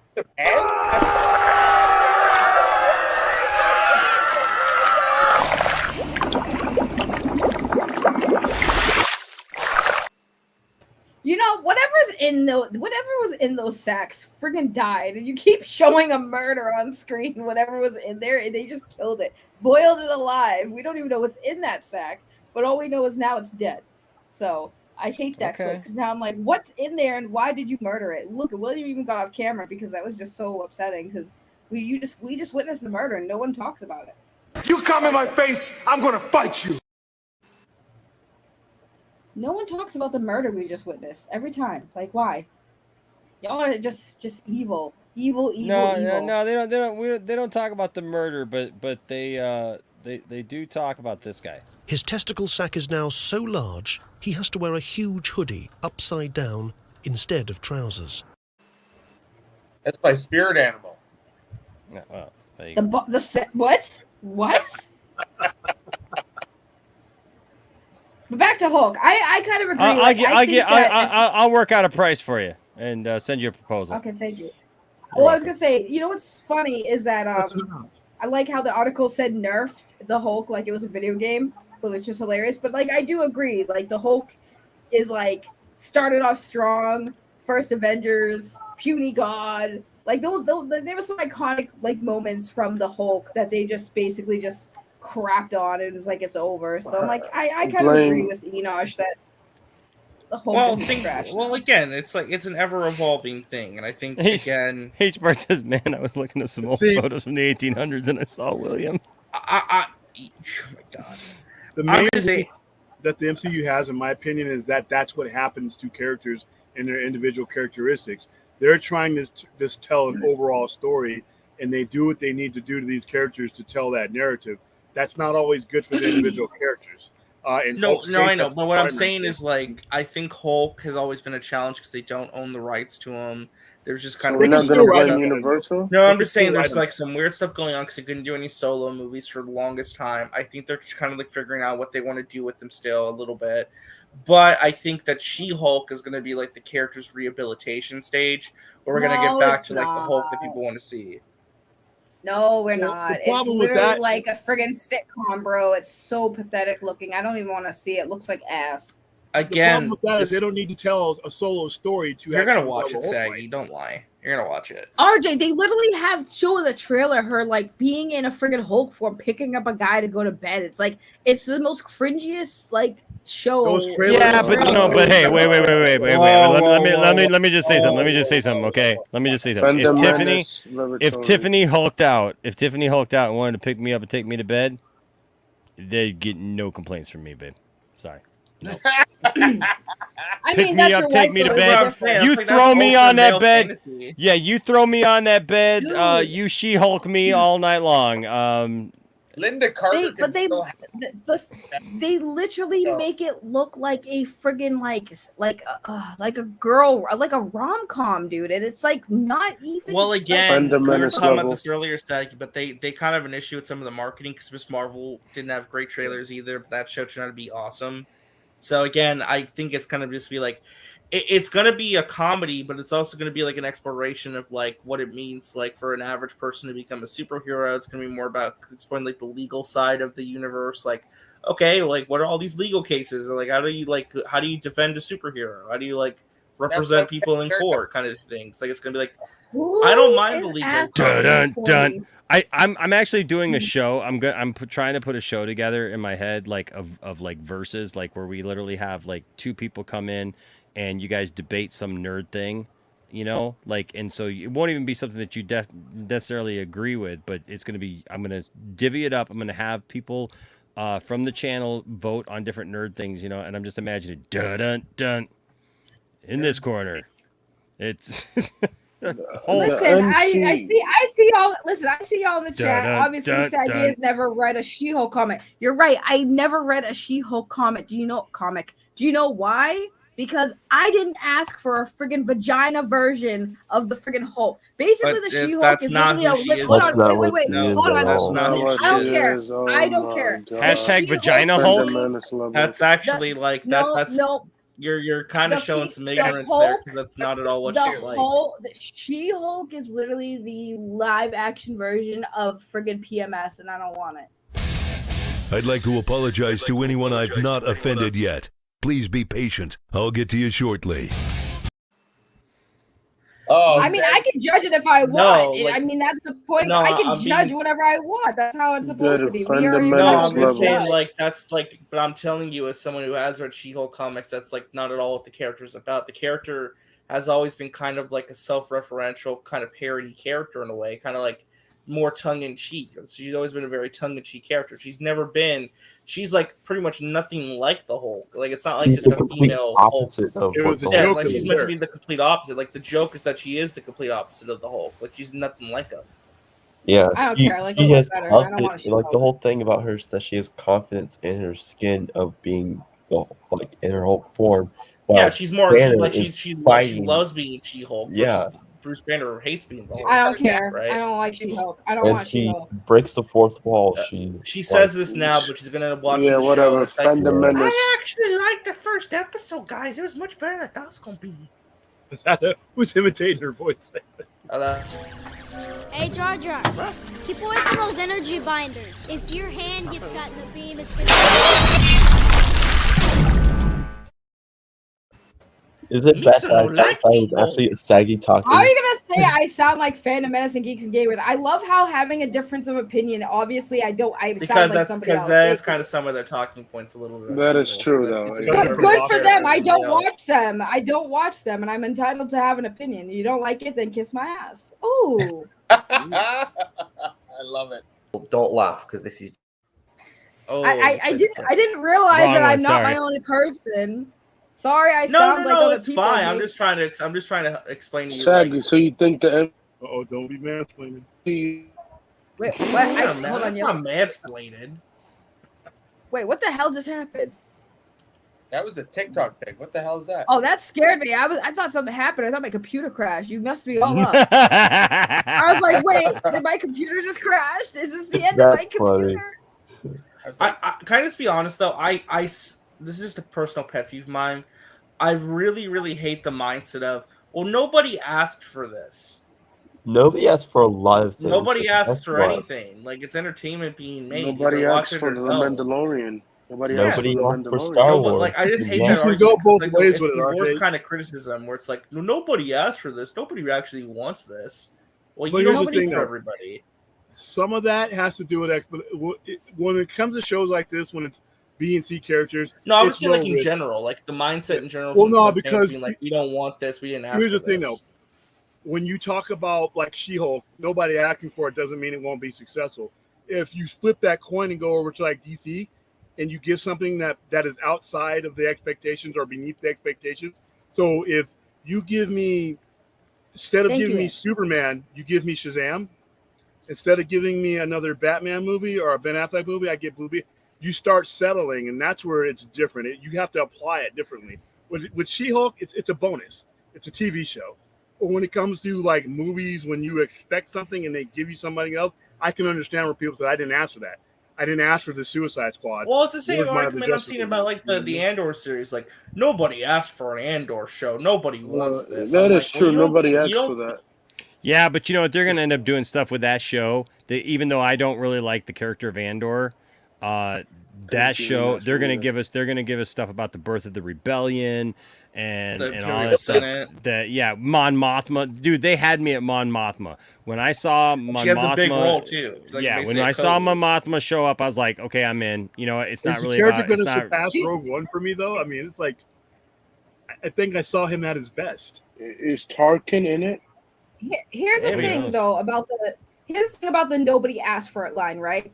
Like, when they're making stories about like other characters when they haven't even successfully done certain main characters justice. That's true, too, That's yeah. where something like that's the Well, biggest problem. that's I what have, like, Williams getting to with the DC thing. I agree with that. But that's what I'm saying. It's like what nobody asked for Batwoman. Like friggin' nobody. Yeah. Like who really wanted a Batwoman show? And like they can't even do a Batman TV show because they're saving it for the movies. That's fine. But like nobody wants like if we couldn't get a Batman, like who the hell wanted fucking Batwoman? Excuse my French. Who the No, F you're right. wanted Batwoman for friggin' like an alternative? Like you know what I'm saying? Like who? Like no offense. Like I DC I fans guess will ask for it. I'm interested in Batgirl, but like, who asked for a Batgirl movie when there's so many other characters they haven't even done justice with? So that's when I say, well, like, who asked for this? Like, no offense, I get that some of y'all like She-Hulk, but I don't. I never have.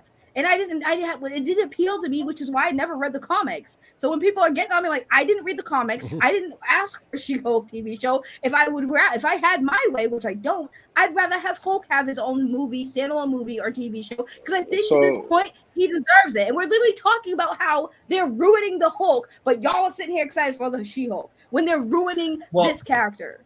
Well, no, We're not gonna blame no, Universal, well, so we're not gonna blame Universal. Just to like kind of explain some of my excitement for the show. Yes, I'm excited for the introduction of She-Hulk, but also the She-Hulk show is also acting as a sort of backdoor sort of way to explore more stuff with Bruce Banner too. Backdoor, right? So it's like it's not just about She-Hulk. You're also going to see more of Bruce Banner and see what. Are you saying that She-Hulk is all about the backdoor? Giggity.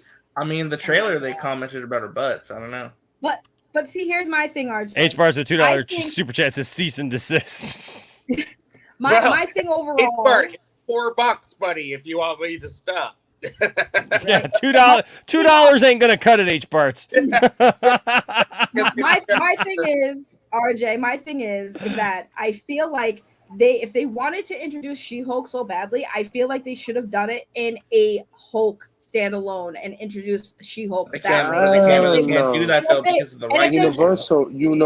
No, I understand that, but it's like I would have fought for that rather than just say, well, we're just going to do She-Hulk. We're going to introduce this character in their own TV show, and to hell with bringing her in, what's the word I'm looking for? Organically. We'll use Max thing. Organically. That's just how I personally feel, is that they should do it where you're introducing the Hulk into the MCU that way. And if you want to do a spinoff, cool. But like just jumping in with a spinoff to a character that like I guess most people might remember, but like I don't freaking care. I'd rather just see the Hulk. So no, I get it. I mean, ideally in a perfect world, I think we should be able to have our cake and eat it too. Like I said, though, I do think She-Hulk is kind of going to rehabilitate the whole character a little bit, and I think I think eventually they are going to go back to more classic. But isn't it sad though that we have to rehabilitate the character? Blame Universal. I agree. Blame Universal. And that ties into the article, though. I do blame a little bit of this on the Russo brothers. I think, for all the faults of that man, I think Joss Whedon knew how to use Hulk the best. I think he was at his best in the first Avengers movie and in Age of Ultron. Yeah. After that, it kind of got a little weird. Okay, well let's actually read this because I got one more story after this. Okay, the future of Hulk. For the future for Marvel's not so jolly green giant is a bright one. Bruce Banner, the Hulk, has not been seen much since his moment as Professor Hulk in Avengers Endgame, but is set to reinsert himself into the back door, maybe, into the MCU as he features prominently in the summer's She-Hulk Attorney at Law.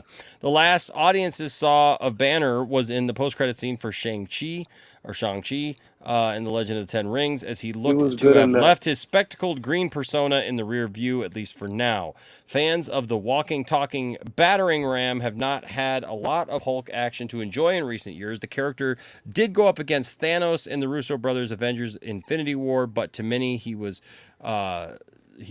sapped of his power in that film's follow-up. This nerfing to become Professor Hulk has been a sticking point for lovers of Bruce Banner's angry side, so much so that it has become one of the biggest complaints for some people when talking about Endgame. Now, more than 3 years after the conclusion of the Infinity Saga, that film's directors have finally addressed their changes to the MCU's massive green hero. I heard they had a really funny response. Yeah, in a new video on Wired, Avengers Endgame directors Joe and Anthony Russo addressed various internet questions regarding their Marvel studio work, including why they depowered the MCU's Hulk. When asked why the two hate the Hulk, they both jokingly answered by saying they nerfed the Hulk and just didn't know what to do with him in Avengers Endgame. Joe said, "Oh, we nerfed the Hulk. We nerfed him. We just didn't know what to do with him. We were like, what? This big, powerful character? What do we do with this big, powerful character?" And then Anthony said, "Can you find out who wrote this question? I'd like to talk to them." Off screen, "What would you say to them?" Joe, "To say to people who think we nerfed the Hulk, he deserved it." Lots of controversial Marvel fans responding. In a similar vein, the Russo brothers addressed who they thought the strongest Avenger was. Joe and Anthony answered that they said Wanda at one point, Captain Marvel at another point. but made sure to say it is certainly not the Hulk. Joe said Wanda, okay, it's certainly not the Hulk. Certainly not the Hulk. He'd be low on the list, like right beneath Gru. Remember Gru the Wanderer?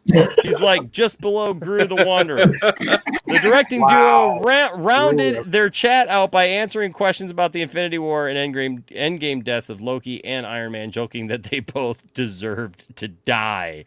That's really funny. Wow. Did you see in that same Wired interview they gave a shout out to Zack Snyder? And there's Gru the Wanderer. Yes, they did give a shout out to Zack Snyder. In fact, The question was, what if you guys directed Justice League? And they're like, I had the picture. Yeah, I had the. Hold on a second. I have the quote. I can bring up the Wired video if you want if it's faster. Comic books. I love Gru the Wanderer. He's amazing. Yeah, you like that guy? There's like all the little. There's all this art all the way around the pages. A lot of the times, it's like little war scenes. It's freaking amazing. So Epic Comics was one of the best things that happened to the 80s, man. Agreed. When Marvel was putting out, Marvel was really struggling in the 80s outside of X-Men. Epic kept them relevant in a lot of ways. So where you have Taika Waititi saying that director's cuts don't matter and that they're bad and whatnot, the Russo brothers, Joe Russo says, see the Snyder cut. That's the definitive cut of Justice League. Don't see anything else. Damn, he's dissing Warner Brothers right Bam! He's also dissing Joss Whedon hard here. Yeah. You got to remember, these guys did, Avengers movies. Joss Whedon did the first 2 Avengers movies, and basically he's saying here, like, no, F you. I have the clip if you want to play it. Do you? Yeah, play This it. means it's coming, guys. This means it's coming. Make sure that's turned up. Bowery Boys, David Lean, any Russo brothers directed. They're all the great movies.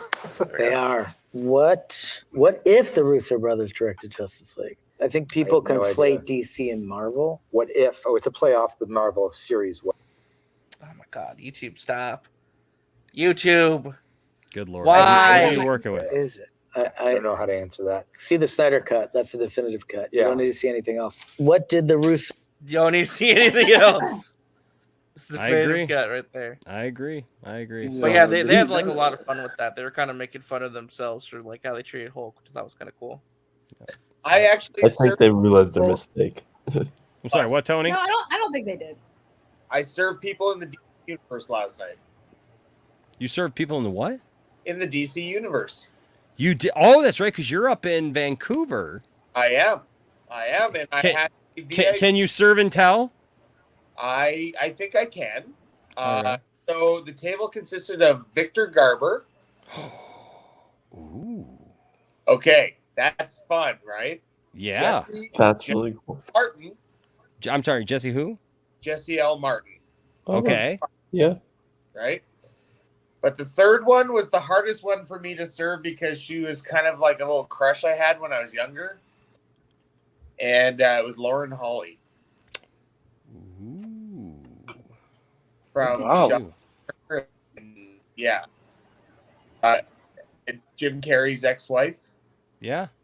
Absolutely lovely woman. Yeah, so and I heard a little gossip while I was just standing around the table. Anybody want to hear? Yeah. Tell us a little bit about this DC gossip. So here's the thing. Jesse was talking about working with on the Flash. Like he lives in Vancouver. He's been here 7 years, whatever. Oh, he loves Grant. He's from New York City. He hilarious man. Told me he's got a little place where he's at, and he comes outside and he says, "We're too vanilla here." And he goes outside to his place that he's got, and there's like a bunch of crack. I told him he shouldn't live in that neighborhood. He lives in that neighborhood for a reason because it makes him feel normal. He told me. But here's the gossip. Okay. The gossip was him and somebody else at the table were talking about the actors on The Flash. And he said, somebody asked, who's the friggin' like the worst? You know, who do you think? Who do you Hannah think? Baker. Hannah Baker. I think it's the chick who plays Iris. No, I don't know. Guess who it is? Keaton. Is it Ezra Miller? Ezra Miller's not in the Flash TV show. Oh, the TV show. Sorry, I was No, it's thinking. not the movie. Sorry, I never. Plays the Tom. Ice Queen.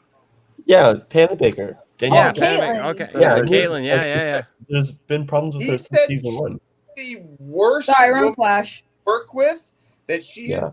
the meanest lady on that show, and I like when I watched that. You're like, there's There no was horrible, fighting between Candace fucking and Danielle. horrible. And I hear this as secondhand, just standing around the table pouring water for my guests. Okay, Wow. So what it told me, this is what I'm hearing, and I was like, So wow. I guess she really is an ice queen, huh? I mean, there was. This has been happening since season 1 of Flash. Superman. Like, hope none of them watch this show because I'm going to be. You know what's funny? I'm watching the newest season that dropped on Netflix. I hate how the Flash TV show has turned out, but I'm like so invested. I have to watch it now. Like it's You gotta finish it. Like I have You're already to this finish many it to the end. seasons in. Might as well finish it. Yeah, I did the same thing with Arrow. Not like, me. I Arrow stopped. was I stopped cold turkey, man. End of the 5th season. I I was heard like, there was some good I'm done. stuff. I heard there was I'm some done. good stuff in the last season. Yeah, I've heard that. Oh, I'm sorry, Tony. Go ahead. Go ahead. I was just saying, same as you, man. I stopped 5th season. I couldn't anymore. I love that show. A lot of that. Look, for all the people who want to say that Ray Fisher made this channel, no, Ray Fisher didn't make this channel. We gained about 2,000 subscribers during the entire time since the first mention of Ray Fisher on this channel. We already had 8,000 plus subscribers. Tony was around way back in the day. I didn't know him, but Tony was back around then, and we got plenty of people who are still around since then. What made this channel was watching The Flash. I did my Flash theory video that did over 1 million views, but of course, those people who talk about that, they never go back and actually do the actual research. But that's what what put us on the scene. We were doing watch parties of The Flash. I loved The Flash. We were doing all that stuff. But I'm sorry, I got to the 5th season and I was just like, I can't do this anymore. This show is literally on repeat. It's on loop. It's the same thing every week. It starts off, there's a crisis that happens, and Barry goes, hey guys, I gotta fight this thing because I'm the Flash. And everybody goes, but hey, you need us because we're Team Flash. No, I've got to do this by myself. And then Iris pulls him aside and says, hey, we should be doing this together because I'm here for you, and blah blah blah, and gives him a hard time about stuff and gripes about everything. And then Barry just runs off and does it anyways, and like leaves everybody, and just because he's the Flash and he's gonna fight, and then he falls flat on his face, ends up like ruining everything. Like it ruins other people's lives. It actually has like really negative effects on everybody else. But then he learns his lesson, and then they have a big speech. Then they have a big speech about it, and Barry talks about how they all need to come together. And you know what? They were all right, and they are a team, and they got to work as a team and focus as a team. And then they all come together as a team, and then they beat whatever villain it is. And then guess what? The next week, Barry's like, I got to do this all by myself again. Enosh, that's not the formula anymore. Now the formula is the Flash for some reason. Well, no, the Flash for some reason every season, the Flash for some reason.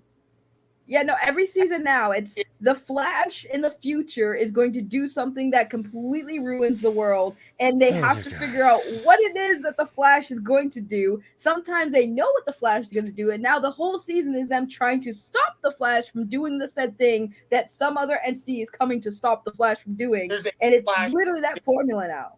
There's 8 other Flashes to help out: Black Flash, White Flash, Red Flash, Yellow Flash, Green Flash. No, ever since they introduced, ever since they Flash introduced, family now, isn't it? Well, no, ever since they introduced Flash and Iris's daughter, it's become this whole thing of like something happens to the Flash that impacts the world, and somebody comes back from the future to try to stop it. And then the Flash is like, well, I'm not going to do that. That doesn't sound like me. I would never do that. And then for some reason you get to the point of like where Flash does it anyways, and then they have to stop it, and then everything's okay again. And then this new season was funny because that same situation, that same plot line happens where this alien comes in and says, I have to kill you because you're going to have an apocalypse.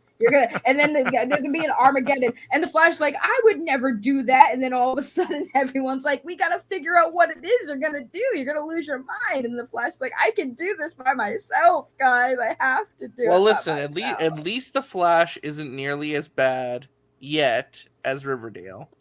So I don't even know what Riverdale's doing right now. Alternate dimensions, human sacrifices, alien superpowers. getting weird over there.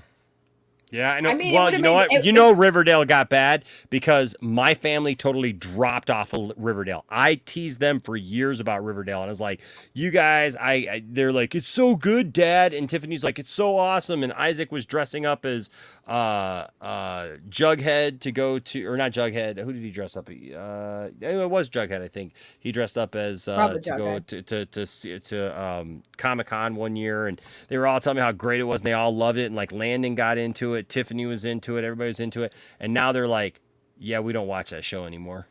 So that It's show Was at absolutely it RJ before or said- after they introduced superpowers and alternate That was dimensions and human yeah, that was sacrifices? that was when they all said no, we're this show is done Okay, see, here's the thing. If Riverdale did a crossover or did some episodes with Sabrina the Teenage Witch, which for those of you who don't know, Sabrina the Teenage Witch did start off in the Archie comics. Oh yeah, If they started off with doing a Sabrina crossover, all of this crap that we're talking about would make the most sense because now you're No, they did introducing a cross over with supernatural- Sabrina though. No, Yeah, they did. didn't do a crossover Yeah, they with did. Sabrina. Yes, they Yeah, did. they- yeah, they they did. did multiple times actually. Yeah, they did. Yeah, multiple times. But yeah. it's still, But but it I've- still makes no sense. Like it's Wait, even when worse did they do because of that? it. Was this in the recent Like seasons? 2 years 'Cause I ago. remember- Like 2 years ago. Yeah, that's been Oh. a thing, dude, because my Oh, whole I didn't know family this. was into that. Yeah. But see, if they had Sabrina there with all this weird stuff, you don't know about. well, no, because I haven't. I stopped watching Riverdale, asshole. I stopped watching Riverdale. Tony in the bag is just losing his crap. I love Tony. I miss Tony. I miss Tony so much. My God, that's awesome. I missed all you guys so much, and I love listening to fucking Saggy just go off on you. It's great. That's He fantastic. made it sound like I was currently watching it. We all said we stopped watching Riverdale. He's like, well, see. Stop talking about things you don't know about. Well, here's the thing. I watched the listen, bitch. I Can't see watched the the attitude. Chilling What are you Adventures. gonna say? Listen, bitch. I've watched the Chilling Adventures of Sabrina, and I know that at one point they did go to Riverdale, but they didn't go like in and see the other characters. So when you said crossover, I thought Oh no, you were talking that about actress because- that actress was the one who crossed over. They did cross it over finally, but only on the Riverdale Yeah, show. but I didn't. Yeah, but that's what I'm saying. I thought you guys were referring to that because I had stopped watching Riverdale because I was like, oh, I don't. This is getting crazy. But that's Did the you episode stop that you're watching talking when about. that one guy who looked like 30 years old was like saying told Archie, I was running drugs when I was in kindergarten. Oh Then I my went to jail in God. the 4th grade. No, I don't. I was I don't in remember jail for that. 20 years. The last dad season was a murderer, of some shit. the last season of Riverdale I watched was when they were trying when they all broke up and they all went to like go on to do college or whatever the hell they were like. So you Betty didn't tried get to to, be. so you didn't get to the part where it was revealed that all this time Archie and the other girl had superpowers. No, I stopped And you didn't after. get- Like and I you tried. didn't get to- When and you did say superpowers, no, like he had super strength do and have she had like superpowers. X-ray vision, like actual superpowers. Yeah, no. Betty had like. Betty could see auras. I remember seeing like somebody. Yeah, you do can a see like review on it, auras. Like they- you can see tell if you're a good or bad person. God, I wish Betty could see my aura. But then, do you know that there? Do you know? Listen, here's some random knowledge for you, and this is crazy. That I know. I just remember seeing this in a magazine or something like that, or reading about this. There is an early porn parody with Jenna Jameson years ago, like before parodies became a big thing. There is a it's not Riverdale, but it's Archie, where she plays Betty. Why do you know this? I don't know. I literally read that, and I was like, the more you know. I love how he says, I literally read that. Like, you watched it. It's Jenna. Of course you watched. I mean, look, Jenna Jameson was a beautiful woman back in the past. I don't know what the heck happened to her, but yeah, Drugs. It's unfortunate. It's very unfortunate when you see things like that, Well, porn stars have a rough life. Well, Some of them it's have a rough that life. whole thing of like people feeling like they have to like alter their body weekly, to Well, that's Hollywood. That's literally Hollywood. Like, know, it's a remember, shame. I don't know if you ever watched Love and Hip Hop, but there was a woman there who got butt implants because that was just the thing you did, especially as an R&B artist. Like, yeah, you get butt implants, but hers were done bad. Like, she got like an infection or Ugh. something. They had to take it out. And she was like, yeah, I'll never do that again. I do not recommend butt implants. Like, just that leave kind it of changes alone, the yeah. song, doesn't it? You got infection in your butt. You got an implant in your butt. Dude, Got Nicki RJ Minaj in your butt. Nicki Yeah, Minaj's RJ butt in the is butt. gross. What? Nicki What? Minaj's In the butt. butt implants are disgusting, dude. You got Cheese Man in the butt. What? In the butt. You got What- Angie what? in the butt. What? Okay, Yeah. no, you leave my Angie alone. Got the Gator Girl in the butt. Oh, You okay. leave Captain Gator Girl in the butt alone. Got Zeno in the butt. Okay, that's even worse.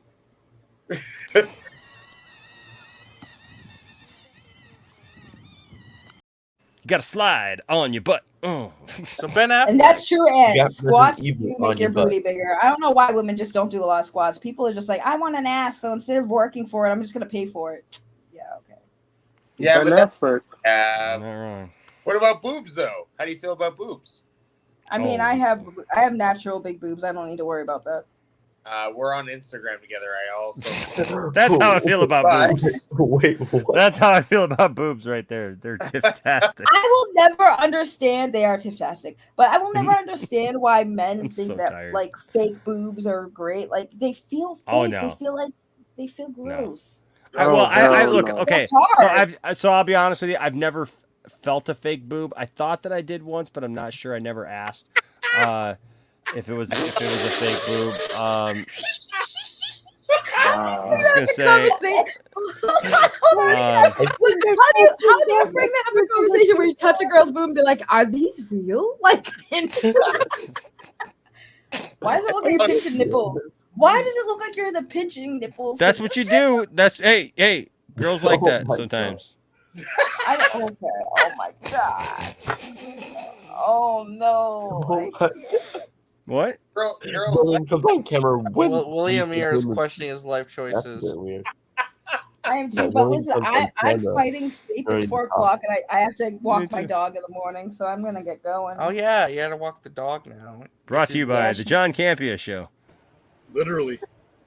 Literally, Yeah, that's literally. exactly. Literally. Before I go, I have a question. John Campia has been making his rounds. Like, what is Yeah, going we on? talked about it earlier. Yeah, He he's made just a video. supporting He people. talked about it. He's just supporting people. Talk. Yeah, Second, he made a video explaining why Move on. what he did, and he did like a compilation of all the channels he visited. Yeah. Fuck you, John Campia. I didn't get a visit. You don't talk about movies, talk about drama. You only Hey. wanted to I don't visit care. movie talk channels. So Ben Affleck. to Not Marvel? giant freaking robot. No. Why Yes! are you entertaining Yes! this? Ben Affleck offered to direct a Marvel movie exclusive. Exclusivo. Well, if it says exclusive, it has to be true. It's got to be true, man. It's just got to be true. I just know it in my heart of hearts that. Freaking robot is like the Which most. movie though? Which like- movie? Okay. So it says Like- Ben Affleck might pull off being successful in both of the biggest comic companies in the world. He has a run of portraying Batman in the Snyderverse, to much praise from plenty of fans around the world. Though he was meant to write a solo film, it never transpired. However, though, through our trusted and proven sources that they have a link, we can report that Ben Affleck has been offered, which for some reason the word offered also has a link, to direct a Marvel movie. We can also report that interest to direct a movie within the MCU heavily interests the actor as well. Hold on. We can also report that interest to direct a movie within the MCU heavily interests the actor as well. God, who wrote this? Oh my God. But why do people still believe these people? It feels like they took the quote of Ben Affleck praising Kevin Feige, like saying Kevin Feige is a good producer. He knows what the fans want. Yeah. It's like they took the quote. It was like, we're gonna Oh make. my it- god, they're really gonna. They're So really they trying to- write oh my they write a whole paragraph here about his Goodwill resume. Hunting. Yeah, Goodwill Hunting, and blah blah blah. He's got a blah, good blah. resume, blah blah. Yeah. John Watts left Fantastic Four. Is he gonna direct Fantastic Four? Yep. So that could be a place where Ben Affleck makes his Marvel mark. Can Or you it's gonna be imagine if he X-Men? directed the Fantastic Four? Maybe Ben Affleck is going to be Mr. Fantastic. Yeah, it could be Ray Richards. In fact, we kind of think Affleck might be perfect for directing an ensemble hero team movie. He was part of the Justice League movie. After all, granted, that movie was a mess. But what we are saying is that Affleck likely learned a lot about what not to do in superhero movies by simply being a star of said film. God. There are also rumored films surrounding the X-Men, Thunderbolts, Shang-Chi 2, and World War Hulk. Granted, all of these are rumored titles currently, but the likelihood of all of these movies being made is still quite high. Well, Our vote would Thunderbolts be is a for rumor. Affleck to take on Fantastic Four, Thunderbolts, or World War Hulk. They just seem to fit the Okay, man. pause for a moment. If they knew exactly like what's going on with Marvel, they would know that Thunderbolts has a director, and Shang-Chi 2 also has a director and Yeah, writer. that's a great point, Kane. Literally, Deadline already reported that Thunderbolts got a director, and we know And we're, Daniel like- Destin Cretton is coming back to direct Yeah. Shang-Chi too. So what the hell are they talking about? Just like this is So Ben the only thing Affleck. that really has no real director behind it is World War Didn't Hulk Fantastic and- Four once have a director too? I mean, things Well, change. John No, Watts it brought doesn't. out though. They did. But Ben Affleck and Marvel seemed like it was going to be inevitable since he was unceremoniously undermined when it comes to Batman. We do want to say the Batman was fantastic. So sorry to Affleck that the film replaced his idea. Still, we are more than excited to see what the MCU offers Affleck. What type of sentence was that though? Like the Batman was I know. fantastic. Hey, real Sorry quick, can to we Affleck. click? There's can no we- comments. Can Can we click? on Yeah, their we got to click. trusted and proven sources. We got to thing? click on trusted and proven sources and see where that takes us. Go to Facebook. What? No. Oh no, Oh, that's just an click- ad. click- click- That yeah, that's yeah. just funny. Like they're like, here are our support sources. Go to Facebook. Our sources are Go to Facebook. Facebook. Go to Facebook. Go to the Meta. Go to the Meta. Okay. Come on. Click. Click. What? It won't let me. Okay, here we go. Oh, there you go. Confirmed. Real proven sources. Giant freaking robot exclusives confirmed. Brett Goldstein is Marvel's Hercules. Our scoop confirmed. 3 days ago. that is a Taron spoiler. Egerton met with Marvel about Wolverine. Our scoop confirmed. What? Our Steve Zahn Righteous Gemstone scoop confirmed. Wonder Man series coming from Marvel. Our scoop confirmed. Everybody got that right. Netflix developing Ghostbusters series. Our scoop confirmed. Our Hunger Games prequel scoop has been confirmed. Liam Neeson returning as Qui-Gon Jinn for new Star Wars series. Our scoop confirmed. Netflix developing live action Zero Dawn. Our scoop confirmed. Amber Heard has been cut out of Aquaman 2. Our scoop. That's not true. That's not confirmed. Actually not confirmed. That's not confirmed. Rumors. Anson Mount returns to Marvel as Black true. Bolt. Our scoop That is true. confirmed. That is true. Our Doctor Strange 2 appearance scoop confirmed. Charlize Theron is in the Marvel Universe That's now. true. Our scoop That confirmed. was Batwoman true. canceled at the CW. Our scoop confirmed. The Flash movie is Okay. bringing back a main Superman Let's villain. say Our any scoop CW. That's confirmed. true. The Orville is losing Seth MacFarlane after season 3. Our scoop That's not confirmed. true. What? That's not true. That's That doesn't not make true. any sense. Our Stranger Things season 4 villain scoop confirmed. See Robert Pattinson sit with DC's greatest villain in deleted scene. Our scoop confirmed. Man-Thing project in development at Marvel. Our scoop confirmed. Joe Manganiello returning as Deathstroke for DC. Our scoop confirmed. When was that Question confirmed? mark? Question mark? Yeah, was there a confirmed. question mark? We're not sure. Patrick Stewart confirms Professor X is in Doctor Strange 2. Our scoop confirmed. confirmed. See Bruce Campbell discuss his role in Doctor Strange 2. Our scoop confirmed. Fred Heckinger will play Chameleon in Kraven the Hunter. Our scoop confirmed. I Mr. will Freeze say coming this, to the Batman they won't- franchise. Our scoop confirmed. Sonic the Hedgehog series, spin-off series happening. Our scoop confirmed. So there you go. That's what it is. Wait, go back down real quick. There was one that made no sense. One? Marvel is setting up the Avengers to fight dinosaurs. Our scoop What? confirmed. Nope. That is a common. What are they talking about? The Marvel Cinematic Universe is set to take on an even deeper multiverse threat, even more so than the events that took place in Spider-Man No Way Home. The new trailer for Doctor Strange Multiverse of Madness dropped during the Super Bowl, and the frantic fans flocked to the trailer to begin finding every Easter egg they could spot. After a few days, a screenshot shows what appears to be America Chavez and Doctor Strange battling none other than Marvel dinosaurs. They never battled them. We exclusively reported this news 8 months ago, and now it appears as if dinosaurs are headed to the MCU much sooner than anticipated, confirming our earlier report from our trusted and proven inside source. What? So they said dinosaurs are going to be in a Marvel movie, and now that's the scoop confirmed. Because they fell through A world where dinosaurs appeared for like That- 2 seconds. Oh my god. Oh, Even come though it's on. not them fighting dinosaurs. How is this confirmed? Now How we're is that freaking confirmed? Like, That's look at not the title. confirmed. Look at the title compared to what got confirmed. Just because you see dinosaurs doesn't mean Enoch, the Avengers are fighting Enoch, dinosaurs. can you click the person name real quick? Can you click that? Can you click James? That's the same guy who wrote the other article too. Yeah, click the it Ben real Affleck quick. one. Where do you want me to click? Click on his name. James, his name. Another thing also this is guy. that This guy they right here. talked You want me to about click this Aaron guy? Egerton confirmed What that happened, he bro? was in talks with A fan favorite Black Panther actor is not returning for the sequel. Nah, That was that's six, legit. 6 minutes ago. 6 Yeah, minutes. wow, We're on the cutting edge, exclusive. Yeah, he wrote the Ben Affleck one too, 1 hour ago. 1 hour ago. An hour ago? That doesn't make any sense. That makes no sense. Oh, Hold on, did we skip time? What's going on with that CERN thing? Did something change? Is there a Mandela effect here? Because like I literally we've been on the air for 3.5 hours. 3.5 hours. God, man, did I scoop them or what? What the hell happened? I don't know what happened with this. I don't think their timetable's very accurate. Maybe BMW is hiding its best car features behind a paywall. Austin Butler's Green Arrow. That's not true. That's not true.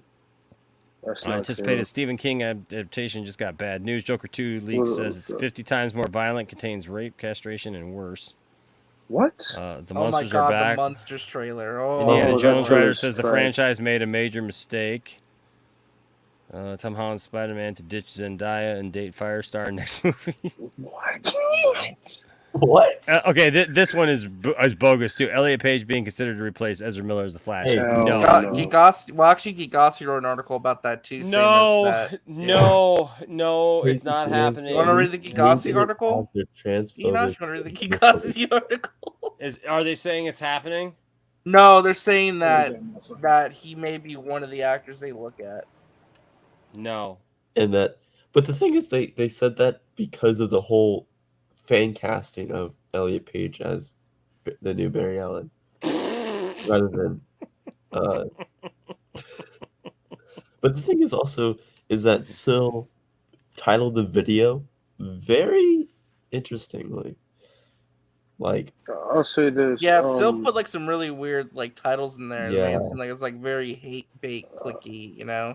I'll say this: if Ellen Page, It's Elliot. It's Elliot Page. Elliot, if he replace Ezra Miller, I will not watch another Flash movie again. Hell no. I mean, Just Elliot's a hell no. talented have you actor. watched? Have you watched one at this point? Yeah, there's never been a Flash movie. Anthony Grigsby here with an 11-month. The Flash sequel. With Whatever. 11-month, man. Hey, Anthony, you gotta tell me what designs you want, bro. Right. Go to the link down there, man, the Teespring link, and tell me what designs you want, so I can send you some product. For being a full Poindexter. It says, love to all my people in the lounge in the chat. Much love to you, Anthony. This member super chat is definitely not sponsored by John Campia, according to rumors. LOL. Hope you are all well. that is a lie. that's right. Well, know That that is you a are lie. sponsored by John Campia, Enosh, and Anthony Grigsby. All of you guys are on John Campia's payroll. We're in with John Campia, man. Me and John Campia, we're tight. But yeah, listen. Here's the deal, though. All this stuff is not confirmed. None of that BS is actually happening. The funny thing is that the whole Taron Egerton is in talks with Marvel to play Wolverine. Oh, look, see Jennifer Tilly in a low-cut dress for Chucky season 2. That's something to write an article about. Yeah. Okay, that's true. What is this weird, bro? This bunch of BS. So that fan favorite not returning for Black Panther is true. Well, that's not an exclusive though. That's just That's them not reporting on exclusive. somebody else. I can't believe that sucks. Though. Marvel fighting Well, dinosaurs. hey, listen, Nope. He worked on Nope instead. I can't blame him. He wanted to work again with Jordan Peele. I understand. So, but Ben Affleck. So that's the story. well, where are the comments? I wish that they had comments, man. There's no comments. Well, let me ask you this, Enosh. Would you be Plenty of upset? ads here. Would you be upset if he directed a Marvel movie? Not Hell really. no. I mean, like, I don't care. I don't care if he wants to direct a Marvel movie. Let him direct a Marvel. He's a big comic book fan. He's a comic book fan, for God's sake. Yeah, so he's a comic book Would you fan. know what he should do? Like, Ben Affleck should direct a Daredevil movie. Oh, Career full circle, baby. That'd be cool. that would be nice. I'd be I down. mean, Or I'll say this. he should do a. Wait a minute, I forget the character name. Hold on. I think you probably see Ben Affleck back in Secret Wars. Could you imagine he Something comes like back that. as Daredevil? That'd be the Yeah, craziest. you could see that. You could see that happening. And I him don't coming see him back as doing it Daredevil. because you'd have to see too much control. When you're the multiple That's not times true. award-winning, the winner. No. Certain directors just don't do that. Bro, Certain ones do, I certain ones don't. listen, Marvel reached out to him for Doctor Strange. He's like, well, no, not now. Doesn't. So he said, like, not now. So I think he could come back as Daredevil. Probably be a CGI suit because that suit is You destroyed. talking about as acting or directing? I thought directing was. No. As the character, like he's showing for. Dude, like, I'm sorry. I love that leather suit, man. I got a special place in my heart for that Daredevil movie, man. But the I like director that. cut is It was better. a different era. It was a different era for. I mean, I really like that was Daredevil really movie, man. I dig it. So I know there's people who hate it, but I really dig it, man. I really like it. So Enosh told me he is so woke because he drinks coffee to stay up. I do. But I could use a coffee. I'm I'll say the Yeah. way that they did Daredevil powers in that movie is much better. I like it, and the fighting was good. I like how they explained it. Like I said, the only thing that bad that I feel came out of all that stuff was the Elektra movie. The Elektra movie is so horrible. bad. I don't know how you do a movie that bad, especially with Terrence Have you watched Stamp. Have you watched the Daredevil director's cut?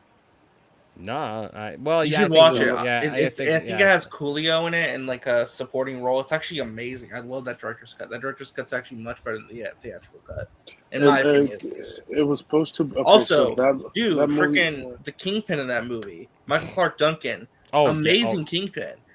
Like for that movie, for the time, I thought he was great. yeah, 2003 was it 2003, 2004? It was 2003, yeah. Yeah, I mean, for that time, you got to remember we were looking at comic book movies a lot. All we had was X-Men and the Spider-Man. And Spider-Man, yeah. As far Don't as you big, dare big do that, shit. Cheeseman. That's a Cheeseman, good don't question, you though. dare. That's a Don't good you dare question, do. though. No. If you're giving me Electra or Catwoman, I choose death. They're both some of the worst movies ever made. That's the There's question. no- Which one? Oh, the movies themselves. Oh, wow. I guess if I gotta watch, dude. I'd rather I- watch I Elektra than choose Catwoman blindness. again. I'd rather watch Elektra. Elektra than Catwoman. Elektra I'd rather because watch of Ben. dudes versus Catwoman Mike literally is like the worst thing ever made. It's literally I like really wish Sharon Stone did make her comeback in Blue Beetle. Honestly, she No, deserves- thank you. no, it's No, okay. thank you. You can leave Sharon Stone behind. After the movie. She belong in a dumpster fire. Okay, that's a bit too far. But like, But I'm fine with choosing and the crazy Oh, thing is no, that it's a great question. Elsie brings up a great question. Would you rather watch Elektra, Snake Eyes, or Catwoman? No. blindness. I choose blindness. And I Where does raised she you live? all- She's at 115. Where is she in Vegas with me?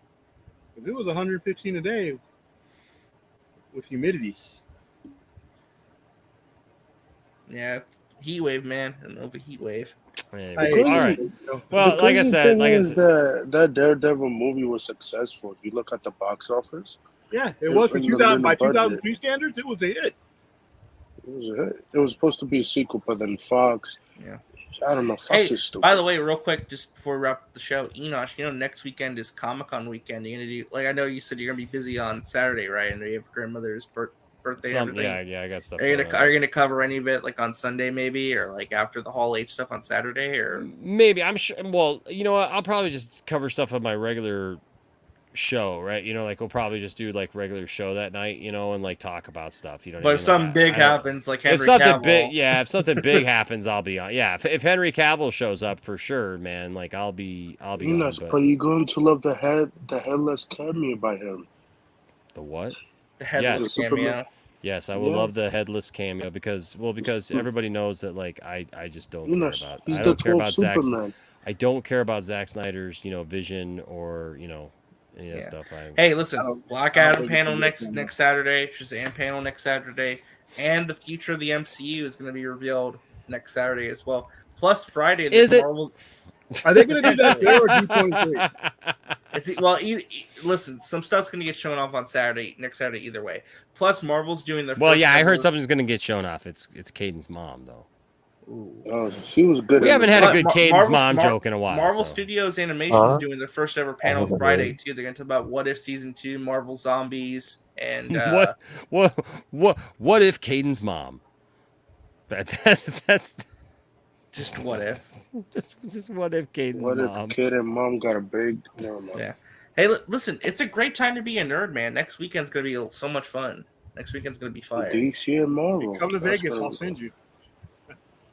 Dude, Hey, if you wanna- dude, I will go to Comic-Con for you. I will cancel everything, man. You send me a plane ticket, And I'm the there. ticket to That's the Comic thing, Con. though. And there's another thing about it became not cost effective this time around. It wasn't just the crowds. Because be honest with you, just before COVID, I wasn't down with that many people in it to begin with. And when, like I said, Hall H is packed. Your elbow to elbow. head to head. I'm telling you right now, if you need a correspondent, man, to do it, I will do it for you. William, don't you have access I to have the never, industry? Can't you I flex have one never muscle? been, I have never been to San Diego Comic-Con in my life. I've never been. You've never been? Never been. Never been. I've never been either. I always wanted to go, but I never Listen, went. it was a time when it was really, like I said, I started going in 88 at the Omni. And like I said, it was really cool. And they still have other panels in there. The biggest problem I have is with Hall H, what Hall H has become, it constricts everything else. And with Amazing Comic-Con here in Vegas and some of the ones I can go to regionally, as a core geek, I don't go to Comic-Con for the entertainment aspect like that, the film stuff like that, especially with the advent of YouTube. All the trailers that are going to happen, they're going to be on YouTube within seconds, and we can discuss them. And I'd rather discuss them on a panel, with people that I talk with every day than there. But as far as getting stuff signed, I mean, some of these regional conventions are getting bigger and bigger, and they're like Amazing Comic-Con had Liefeld, Stan Lee. That's where I got my Stan Lee. I don't know, ticket. man. For me, like having never been there, I think it would be awesome to actually I think, be there. yeah, from your point of view, yeah. and to be able to see something that comes out like that first, and stuff, man. If you've like, never gone, then yeah, I would recommend going at least once. If you've never gone, I can see that. Especially the environment. The cooler thing about it, even if you don't go in sometimes, the environment around there's a lot of stuff going on around because there's a lot of people who can't get into Comic-Con that still show up to San Diego. And there's like parties or people hanging out. There's all kinds of atmosphere. It's just like, it's very expensive though. Once you get down there, I stay at the Pacific Fleet because I'm a vet, but all the hotels and stuff down there they jack them up. It's super expensive and it's super tiny. And Gaslight District is not a very big place, and they jam a lot of people down there. So, but if you've never gone, go. I mean, do make it on your bucket list. Yeah, it's on mine and Tiffany's bucket list. It's something that we got to do. So, but if you're ever H-Bar- out in Vegas, come to the amazing one too that they do out here. This is pretty big. Yeah. H-Bar's here with the $5 super chat says, what would Enosh do if Henry Cavill just showed up at his house? Built a computer. Yeah, we'd build a computer together, and your wife would be like, Google.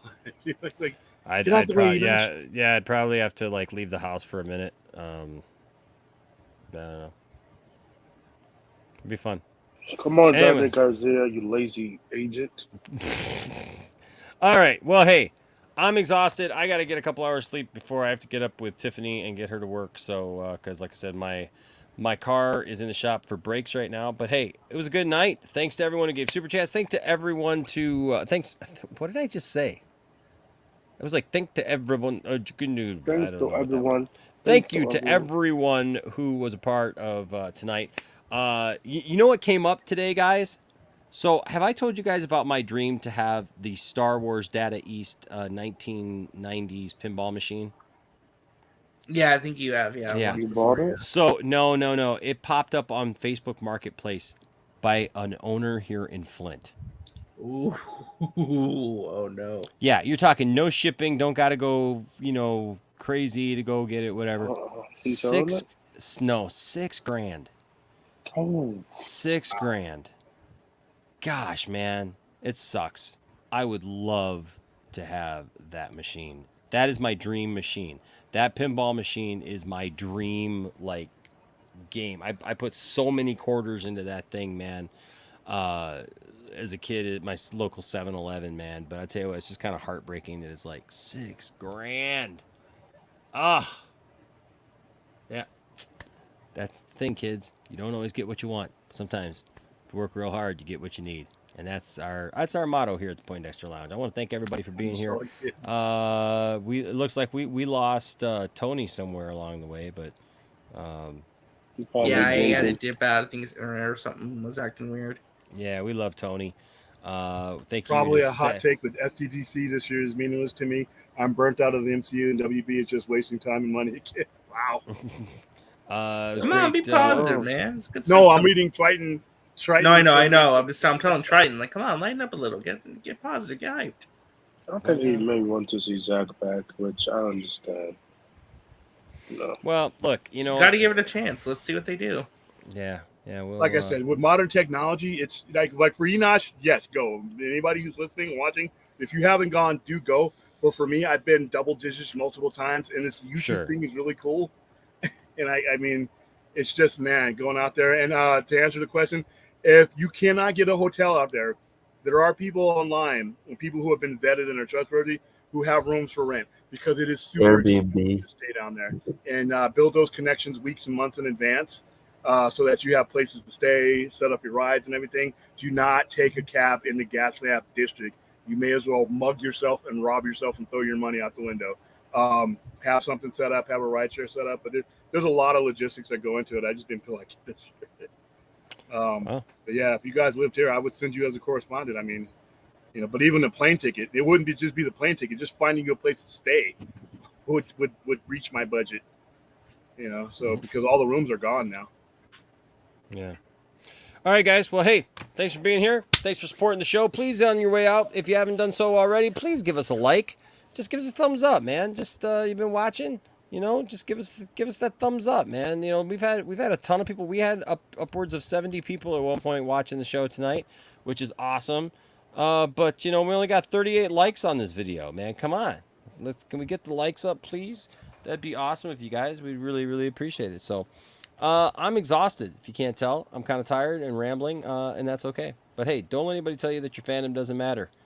And don't tell anybody that their fandom doesn't matter. But seek to have really good conversations like we do here on the Poindexter Lounge, right? And treat everybody with respect. And if you do that, there'll always be a place here in the Poindexter Lounge for all of you. Until next time. Peace. Stay nerdy. Bye-bye.